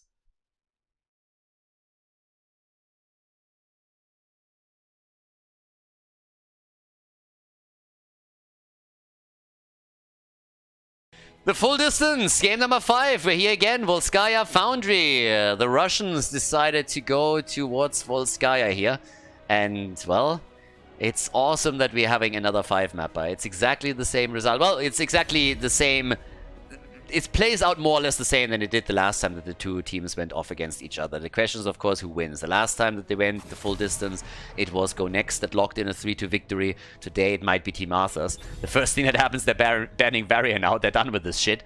That happened in the past against Bad Benny in particular, since the Hardos have been playing a lot with Varian too, of course. But, well, let's see it happen. The ban on Hogger, that of course leaves us with the question what happens around Sonya. Is Sonya getting banned too? Is she maybe gonna get picked as a first pick again? Uther gets eliminated? I mean, well, Skya in general always has a couple of different rules. You can play Rek'Sai again over here. Li Ming is still fantastic. You still want to have, if you can, your Sonya, of course. There she is. First pick immediately for Go Next. Shocked, of course. Any kind of sustain that you have on the checkpoint is going to be good for you. So that's what you're going to try and say. What you're going to try and do. But, yeah. Let's check it out. It's kind of awesome, honestly, to see that we're having another 5 mapper. The entire series was great. That fight on the last map on Towers of Doom, I mean, how long did that thing last? 5-minute brawl at the bot lane? At least. And here comes Malfurion, and this time we get Tychus. He was banned on Infernal Shrines because of how powerful Odin is there. But he's also incredibly strong on Volskaya Foundry. And, well, it's Tychus time. And they're picking Malfurion away. So keep in mind that the entire time what happened is that Malfurion was picked by Skynox. And as I explained previously, that's not only the case because Malfurion is really strong, but also because they are working extremely well around Malfurion and seems to be a preference pick for Skynox. Now that Malf is taken by Renella, Skynox is falling back on Stukov, which fulfills a similar role, because again he can help to lock a target down, and with Maiev as an early pick for Kelvin, you're of course now in a position where a good tether into a lurking arm is just fantastic for you. So that can really help you there. But yeah, we'll see what they actually can do now with that combo, because that's already pretty aggressive and dangerous. And Johanna gets banned. Again, it's all about holding position on the checkpoint, and Jojo, she has a lot of survivability with the iron skin, everything else that she can bring here. She's going to be super, super strong after all of this. But we'll see what they can pull off now. But yeah, again, guys, as we're heading into this, if you want to support the channel a little bit and help with keeping the Heroes of the Storm coverage alive, if you watch this on YouTube, check out the applause feature and the applaud button underneath the player. Always appreciate it. If you want to support it, that's one of the best ways to do it, so check it out. For now, here in our game, as we're applauding the players for having the stamina to go through the 5 maps, we have Mei banned out, which is understandable, but also kind of sad. I liked, you know, the setups with the walls that we're oftentimes seeing. I kind of enjoy that. Then, again, to be fair, at least in the last few encounters, that didn't have as much of an impact as when Lauber, for example, is rocking the hero. Here's Blaze for Stork, and we get Li Ming. I've been highlighting Li Ming a little bit as we headed into the map and into the draft, that she's incredibly strong here too. So Morenas is going to play her. With Tychus and Li Ming as a setup, that's pretty nasty. That's pretty neat. Last 2 picks in this series for the blue team. Wit, what's the frontliner this time? Tyrael again, and now they are the ones playing the fake dragon. Chromie is in again. As I keep on saying, no self-respecting dragon would take that form. No need for it. So yeah, Chromie definitely faking it hard. And the last pick for the series. Here comes Denado. We still need them with a bit more frontline. There needs a bit more melee on the setup, or they're going to be in trouble. So, what are they going to get? Time to party, and it's Arthas! Nice! They go for the namesake! Team Arthas. They're building a temple here, and they're going to try and run Maiev and Sonya down. So, guys, let's go. Final map in the series. Volskaya Foundry go next against Team Arthas. Let's go. Game number 5, the final map in this series. The Master Slash Playday number 9 continues. Go next against Team Arthas. And I'm happy that Stork isn't playing the namesake of the team now. On the left side, we have the blue team go next with Skynox on Stukov, Kelvin on Maiev. And Kelvin's Maiev, whew, we could see a bit of a party here. But Blade is playing Sonya for them, Wit is playing Tyrael, and Zero is playing Chromie. On the right side of the map, Stork on Arthas. We got Morenas on Li Ming, we have Lopaka on Tychus, and Renella playing Malfurion in this 5th map. And Denardo is going for the new habits and plays Blaze. Alright, so a little bit of a song of ice and fire that is being played by Team Arthas here at the front line. Blaze gonna try to go for the barbecue, whereas Arthas is going to cool down the emotions of everybody involved just a little bit. Here comes the action in the mid lane as they're already trying to go for the first kill. The lurking arm is out, the tether was there. Kelvin was attempting to set something up for them, but everybody's still Gucci, everybody moving out, no deaths for now. And of course, we are talking about items in just a few seconds. We are 40 seconds into the game. At the 1 minute mark, the camps are spawning, and then it's all about the turrets and the healing beacon. That's what we're gonna wait out. Okay, bottom of the map, our 1 versus 1. And over here, Arthas is already riding around as well. But here we have it. Sonya flanking in a little bit. Blade is there. Chromie gets here early level 4. And both of the teams are going straight up for the turrets. That means that there's no one that is trying to make a sneaky move into the healing beacon in the early stages. So very likely we're just going to see both of them taking position around it. Double checking all the time. Is somebody making a move? Is somebody committing? What can we do here? And what should we do? So, either way, bit of an attempt to put Denardo under pressure as Blade is continuously moving in. I mean, there's 3 heroes now up against him, so he needs to be very careful. Doesn't even leave his mount until he gets some support from Morenas. Arthas is already sitting at the side, and here is that rotation that we talked about, straight up to the healing beacon. And the blue team 5-manning it right away. But there's also some counter pressure. Blaze is on the way, but they're giving it up. Nice timing, really well played. They put some pressure on the bot lane, they force the wave back, then they move topside and just snipe that thing super, super quickly. As the level 4 talent comes in, we get the Death Lord over here. Very likely still the Icebound Fortitude as the level 7 talent for Arthas. Of course, the Lurking Arm starting things off with a low blow over here. And here comes the level 4 for Tigers, and we get the bigger they are. Therefore trying to chunk down the frontliners as quickly as possible. Li Ming, as usual, with the Triumvirate these days. Not a lot of dominance that gets played anymore. And camps are now taken at the top left and top right too. First objective coming up. It's Protector time, baby. They're going to try to go for the first objective here. This is where we see the first real battle happening. The teams will still split heroes off to the side in an attempt to get the early level 7 so that they have an advantage fighting over it. But at least for the time being, there's not really a lot of commitments happening. And just as I say it, Stalk is trying to move in here. The jet propulsion was good. Kelvin is in trouble. Kelvin, and he's down. Kelvin eliminated. That's the first blood in the game. Maiev is down and got pretty quickly killed here. And of course, with the Nado now moving down to the bottom of the map, they can still pick up all of the experience globes right here. It gives an early start on the checkpoint to the red team. Team Arthas a little bit ahead here. They will get the level 7. It's not really a massive setback for Go Next. I mean, again, it's not great, but they have still an item advantage, so let's keep that in mind. The level 7 talent with the Swift Retribution is in. We get it on both sides. That gives us Calamity as well. Nature's Cure is in, so that's another big one. The Iceborne Fortitude as expected. And ooh, another nice combo by Morenas. Set up by Stalk with a Howling Blast. And then he connected quickly. And they're pressuring Tyrael now too. 82%. They're heavily ahead here. Yeah, Team Arthas is looking very solid. They gotta be careful at the front line because here comes the commitment. They're trying to take down the turret as quickly as they can. They give up position, at least for now. And there's still a turret to be taken from both teams. But one item has already been sacrificed here, as we see Team Arthas taking their next one. Now, it's also worth to point out that Chromie has committed on level 1 to the Time Walker's Pursuit. So it's all about getting the extra scouting information. That's what she's trying to do here. And they did exactly use that as the turrets were taken. So they knew all about the positioning of Team Arthas. And here comes the turret. They're trying to get it. They are so close, and it seems like Go Next is letting this one slide. It's Protector time, baby. Okay, so Arthas immediately joining the fun here. So far we've seen only a single kill. The traditional rotation would be mid lane towards top lane after the wall gets eliminated and try to take the fountain down.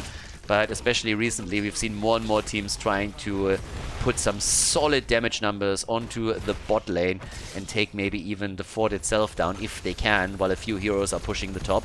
But in this case we're getting the classical rotation from Arthas. They're going to go through the side wall, and the goal is going to be to take the fountain down right here. Goal at the bottom of the map for Blade is to do some structural damage too, and so far that has worked out for him. Up at the top, Fountain is still not dead, and as I said, the hits come in. Yeah, talking about the hits coming in, there's the tether that's coming in, but Arthas, you can't take him down that easily. No. Arthas is sitting at the front line, and he is not impressed. He's totally fine here. They have a slight lead in experience now, and that leads us to an early level 10 for them. And as you can tell at the bottom of the map, they are repaying Blade in kind, as they are now putting some of the structures under pressure. Nearly took them down. They had to retreat because there was a rotation underway. Now the level 10 abilities are ready, and Arthur's going straight up for the army. And here we go, another fight for the next healing beacon. Here comes Odin, baby. They're going for it. Leap is in, so is the Sanctification. They're trying to take the healing beacon down, and he needs to bunker up a little bit more damage against Wit. And with the bunker, they were able to get now a healing beacon for themselves. That's actually a huge victory now for Team Arthas, because not only did they claim the healing beacon, they also baited the healing beacon out on the side of Go Next. Now, the little problem is that they lost the wall at the bot lane and they lost the fountain because Sonya wasn't with the blue team, so they got value. For the next team fight, it's an advantage for Team Arthas because they now have the item lead. But for the position on the bot lane, that's a little bit of a different story because of Sonya and how much she was able to do here. So, yeah, there's that. All the way up at the top. More pressure being executed now. In an ideal world, they would of course try to take this. Talking about taking it. Hello, Stukov team. Skynox. The hit! Lopaka. Yeah. He comes in and he takes Stukov down. Stukov cosplaying Bruno Mars, catching a grenade. And that is the second kill of the game. And that is of course an opportunity to push the top lane even further, which is exactly what they're doing here. So yeah, nicely done. Team Arthas. They lost the last time that the two teams played. Now they're trying to win that last map, the 5th one. Down here, we have one item and Blade can't take it. So he's calling Kelvin saying like, dude, go for it. Make it happen. And at the same time, there it is. The next item also claimed by the red team. It's all about getting items, getting a little bit ahead, and setting up for the next objective. Playing this. Level 13 is not there yet. Blade gets attacked. I'm gonna slow him down here. Didn't really work. Kelvin! Kelvin! Kelvin! No! And the immediate Odin to push through the bot lane now. Kelvin coming in. I was praising his Maiev earlier, but now all that he does is getting bullied. I mean, bullied 6 days to Sunday. He also lost them one of the fountains that they had. And now with the push to the bottom of the map, they're opening up the wall. They can maybe even get a bit more at the top. Some counter pressure is happening thanks to Blade. I mean, Blade takes the fountain down. It's actually huge. So that was big. Taking the fountain apart here was really, really big. Stork still is the one holding the lane for them. There's level 13 versus 13 now. The virulent reaction. Big power spike for Stukov. Big one, for sure. And now, of course, here we go. There's the attack against Wit. They're already waiting for him. Yeah, eat some damage, but not enough. 38% on the checkpoint for them. Sonya down at the bottom of the map. And that has been a theme throughout the entire game. Honestly, Blade isn't really fighting. Blade is just pushing lanes. They're doing 4-man pushes, and they're just keeping Blade at the side doing his thing. Over here, another tether and a Howling Blast connecting with 2. It's a bit too late for Morenas to get the combo secured. So he can't follow that up either. But now we have Blade joining the top, I suppose. Yeah, he went into the middle, pushed one of the lanes out, and he has to join the battle eventually. The question is just when. Gets to connect with the spear and a bit of damage, but then again, he gets attacked too. Howling Blast missed because of the jet propulsion hit. But Blade is low, and Arthas walks him down. Only the leap saves him, and Kelvin dies again. Arthas is reigning supreme at this point. Hail to the king, baby. Hail to the king. Arthas is doing his thing, and they are rocking the mid lane now. The fort is gonna fall. At the same time, Arthas has now moved to the top, where Wit was trying to sneak it in. 93%. He is getting a lot, but he has to retreat here. And there is still a little bit happening with that camp. But of course, the fort has fallen now. They're going for the healing beacon. It's a little bit of a funny setup, because Team Arthas is currently still trying to catch up a bit with the rotations of Go Next. But if the trend continues and they continue to get these kills and win these fights, then eventually they are going to be the ones winning the game, simply because the death timers are increasing. It's pretty much all there is. Death timers are increasing, so the more they're increasing, the more you're getting these kills also in the late game, the better your position is. Here's the invade at the camp, because I like the way that Go Next is moving on the map. It's a problem for them that they're falling behind in experience and that they're not getting any kills in. I like the way, though, that they're moving on the map. I mean, look what they're doing. They're about to take the fort down at the bottom of the map. They did good damage at the top, too. And they're drawing even in structures. Now, of course, there's another protector that now gets claimed, and level 16 is closed for Team Arthas, so as the game continues, they won't be able to play that same style. But I still like the way that they're approaching this, because you're looking at the bot lane, and Sonya is again hiding in the bush and trying to push this. And that trend has so far worked out. They're going for the defense here, top side, level 16 talents on already. Sonya is pushing this out a little bit further, and I really think that the Nado or somebody else should deal with Blade. Blade is now hearthing back. He's of course expecting the rotation, but he's still continuously doing some extra damage here. Now they need to rotate down to the bottom of the map to get even further ahead and take the fort down here. If they accomplish that, then all of the forts are gone on the side of Go Next. So Team Arthas is still ahead. As the map opens up, they have also a bit more room to play with. But let's see how they can actually get this done now, because I gotta say, that Odin? Really? What for? I mean, I don't mind them using Odin, but in that situation, seems to be working out for them though, because for some reason Go Next decides that they want to fight into this. There's the leap and there's the kill. Goodbye. Dropping the turret 2 and the opponent picks it up. Nicely done. Odin or no Odin, great play. A fantastic leap, an easy kill against Li Ming. The main damage dealer gone, and it is time to shine. They go for Ranella. The healing beacon keeps them in play. Kelvin nearly dying again, but he makes it out. was also close. And then Nado with a pause. Again, the pause. No way. They're pausing again. Another 3-2-3 moment. Denado, Tigers, yes, he dropped again. He dropped once more. What is this? Is Ultralisk smurfing or what's going on with the internet connection here? It seems like Luke Parker has pretty much the same problems with his internet connection that Ultralisk does. I don't know if those two are rooming or what's going on here, but either way, the timings of these moves is incredibly unfortunate. 16 versus 16. Li Ming is already down. Tigers is going to make it out, I suppose. Kelvin low. He nearly got the kill against Renella, by the way. If he drops Malfurion 2, they're chasing the entire lineup down the lane and are going to get even more kills. I mean, Tigers that's sitting at 33,000 damage, nearly 34k. He has 0 deaths right now, so he played it well, but he needs to get those disconnects under control or this is going to be a problem. It's still funny to me that despite the fact that we had now 2 objectives in the hands of Team Arthas, and them also with the increased kill count, the experience is pretty much dead even. And yeah, Team Go Next is doing way better than expected here. But of course, lacking the outer forts is a problem, and it's going to be more of a problem in the long run if they not eventually are able to do anything about it.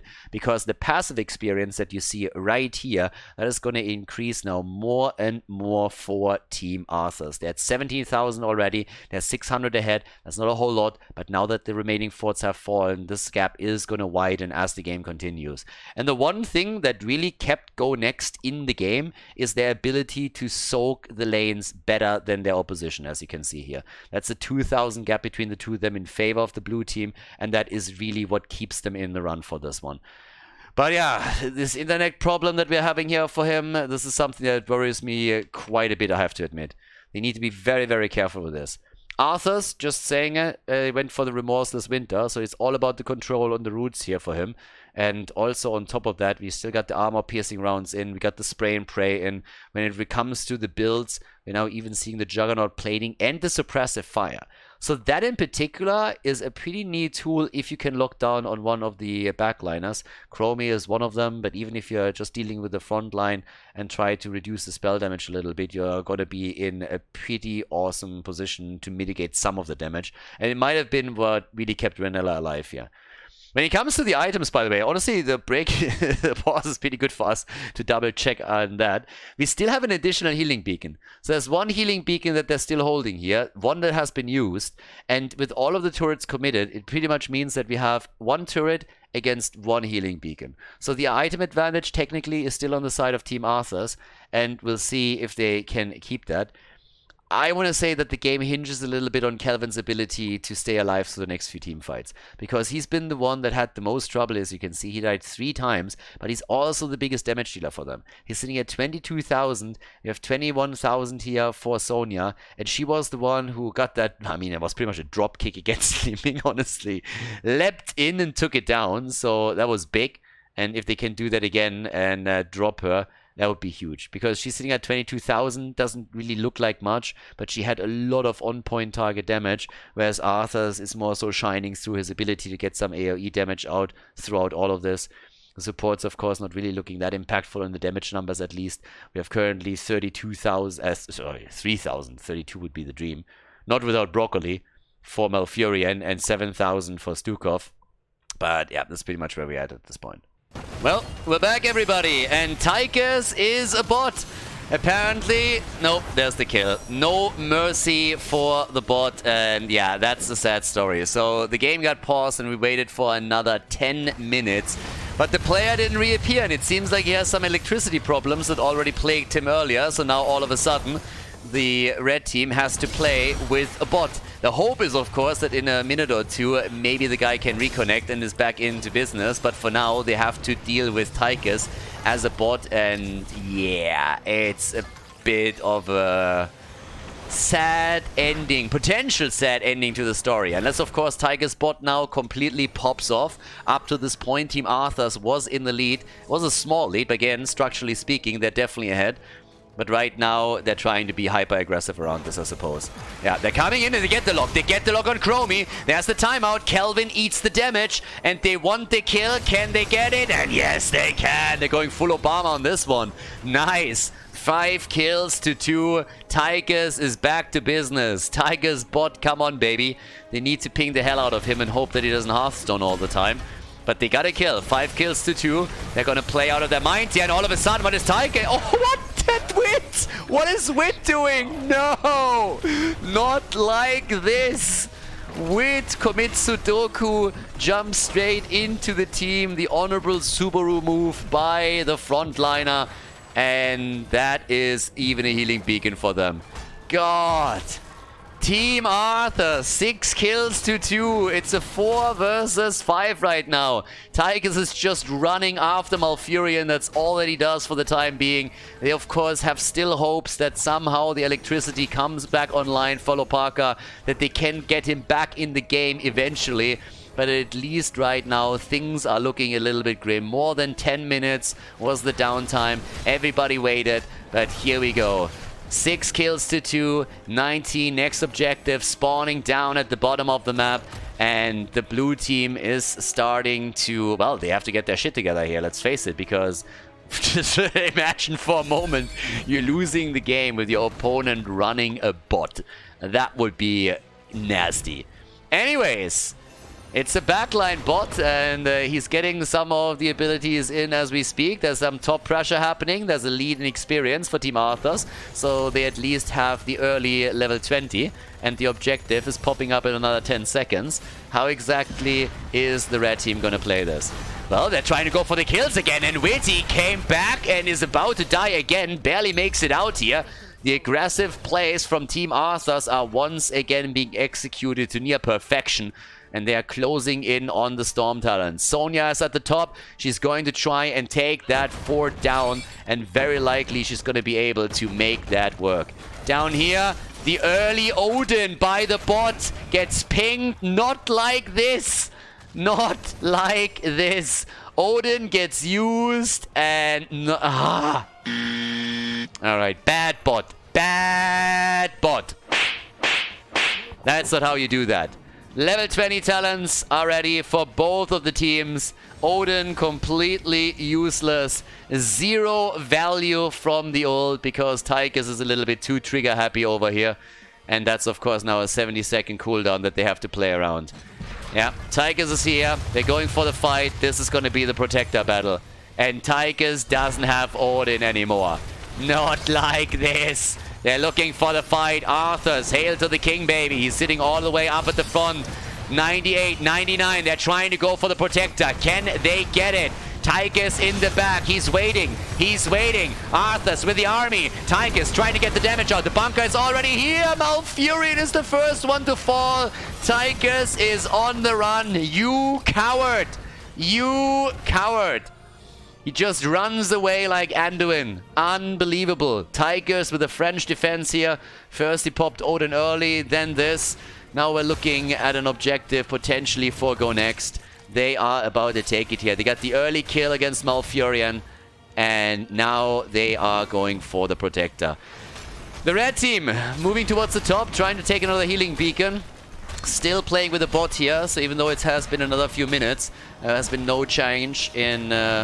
the 5th player, and they're going for the keep already. Yeah, the hopes and dreams of Team Arthas are getting slowly crushed here.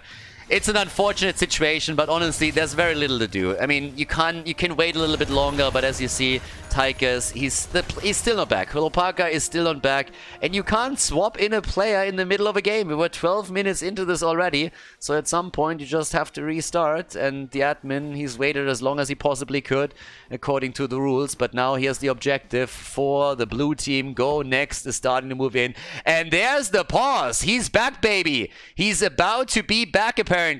All right, there's the opportunity now to get Tigers back into the game. Oh, can you imagine if he would have been able to just come back into it at 2-3 minutes earlier before the objective ends up in the hands of Go Next?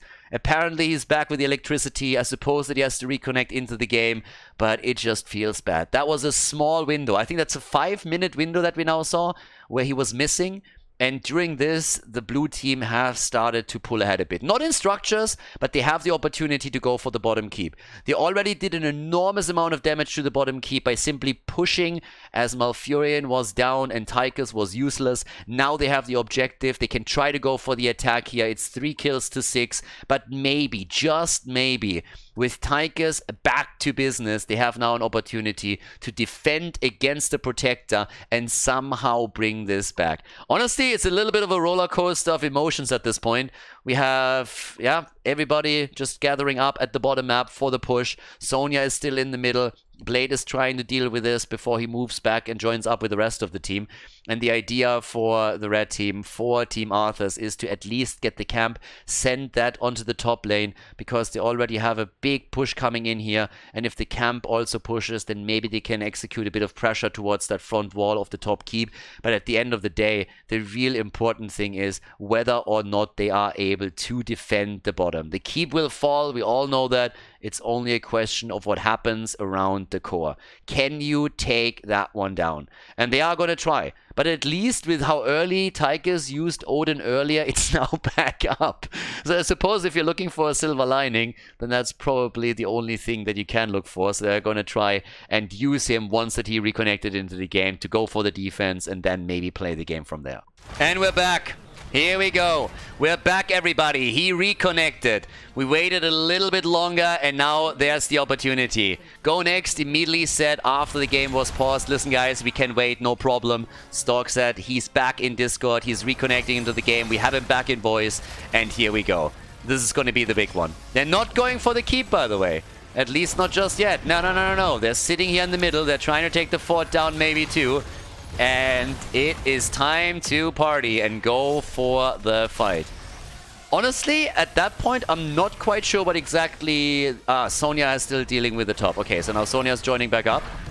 And here we have it. Protector is still getting chunked down slowly. Is sitting at the 1 minute mark. I'm not 100% certain why they didn't go for the bottom keep. If they just said, alright, if he's back, then we'll make this full fair play. And we're not going for the keep to drop it yet with that Protector. We're going to try and go and do that with the next one. But that could be the reason why they're not focusing on the bot lane further to take the keep down.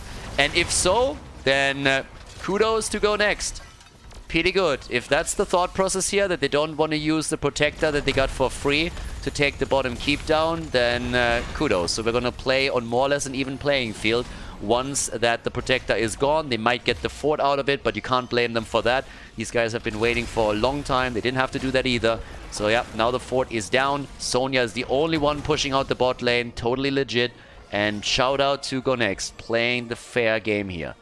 Right now, we have them still gathering up at the bot lane just a little bit, but as you can tell, this is now just a normal push. No Protector involved any longer. So yeah. Respect to Go Next. They had a chance to go for the keep with a Protector that they got for free, and they said, nope, we're not doing it.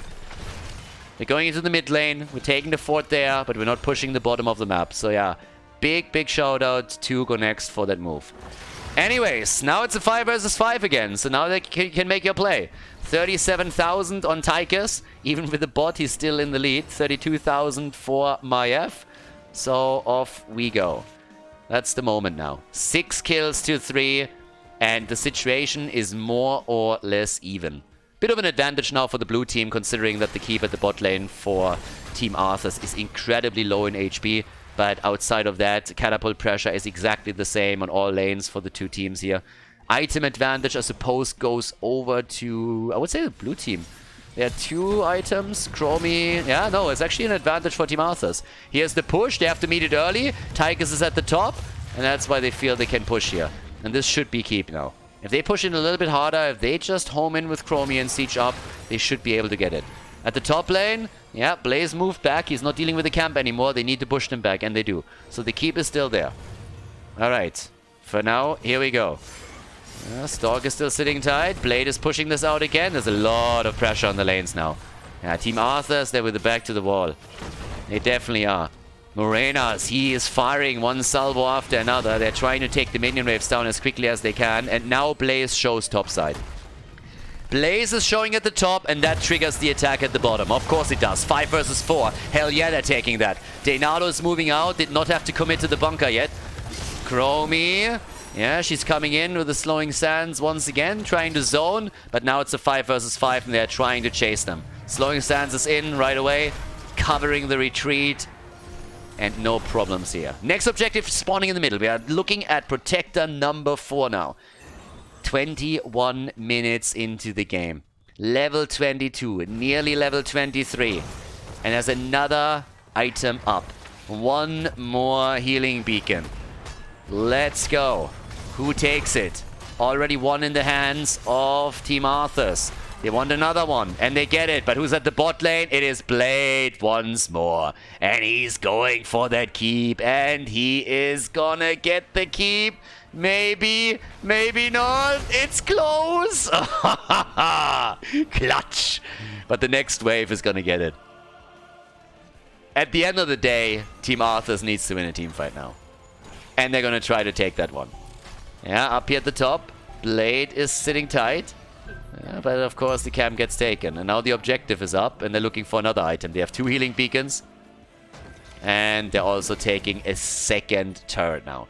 They have the item advantage, a significant one at that.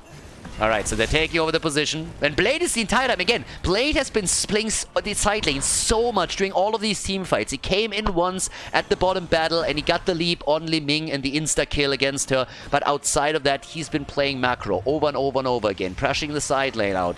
Making sure that they could get structural damage in without even having to commit to an actual team battle. Down here now, here's the points. There's the objective. And look at Maiev. Kelvin, he tries to get the angle on Renella. He tries to go for Malfurion. Denado is already a bit low. Here comes the play. Here comes the tether. He bunkers up. And here comes Odin. The big red button to shove. Tyrael is down. Tyrael is down without the sanctification. It gets interrupted. And Arthas is at the front. Hail to the king, baby. He's running them down. He's taking down Stukov. And they go for the kill against everybody. Blade jumping out. Hail to the king, baby. And it's Arthas with a big place. They try to go for victory right here, right now. They move in for the keep. They're putting everything on the line. Sonya trying to hearth back, trying to go for the defense. They are low and Chromie is shelling the shit out of them from the back here. So they have to deal with her, but that's a kill against Li Ming. Oh my god. And no, not like this. Not like this. Malfurion is down. No. What the hell? Stork, he's slowing them down a little bit. It's a 2 versus 3 all of a sudden. No. The throws, ladies and gentlemen. They got the Protector at the 24-minute mark, but this is nuts. They're trying. What are they trying to do? They can't take the core. Not alone. Not without anybody else helping. Maybe the keep? I don't know. They're trying to buy time. They're trying to buy time as much as they can. What just happened? No freaking way. This is insane. The bottom keep is now gonna fall, but they're gonna be able to hold on to the core. The bottom keep is falling, but not much more than that. They can't go core. They know it too. Li Ming is back to business. Unbelievable. Unbe-fucking-lievable. Not only did they not take the keep down, they lost 3 heroes to Sonya and Chromie. Chromie pretty much single-handedly killed them in that last battle. So the keep is down and the game isn't over. 25 minutes into it. 25 minutes. We're at level 24 now. 15 kills in total. The bottom keep has fallen. Can you imagine catapults getting to the core now? Can you imagine that? Catapults are gonna wreck the core.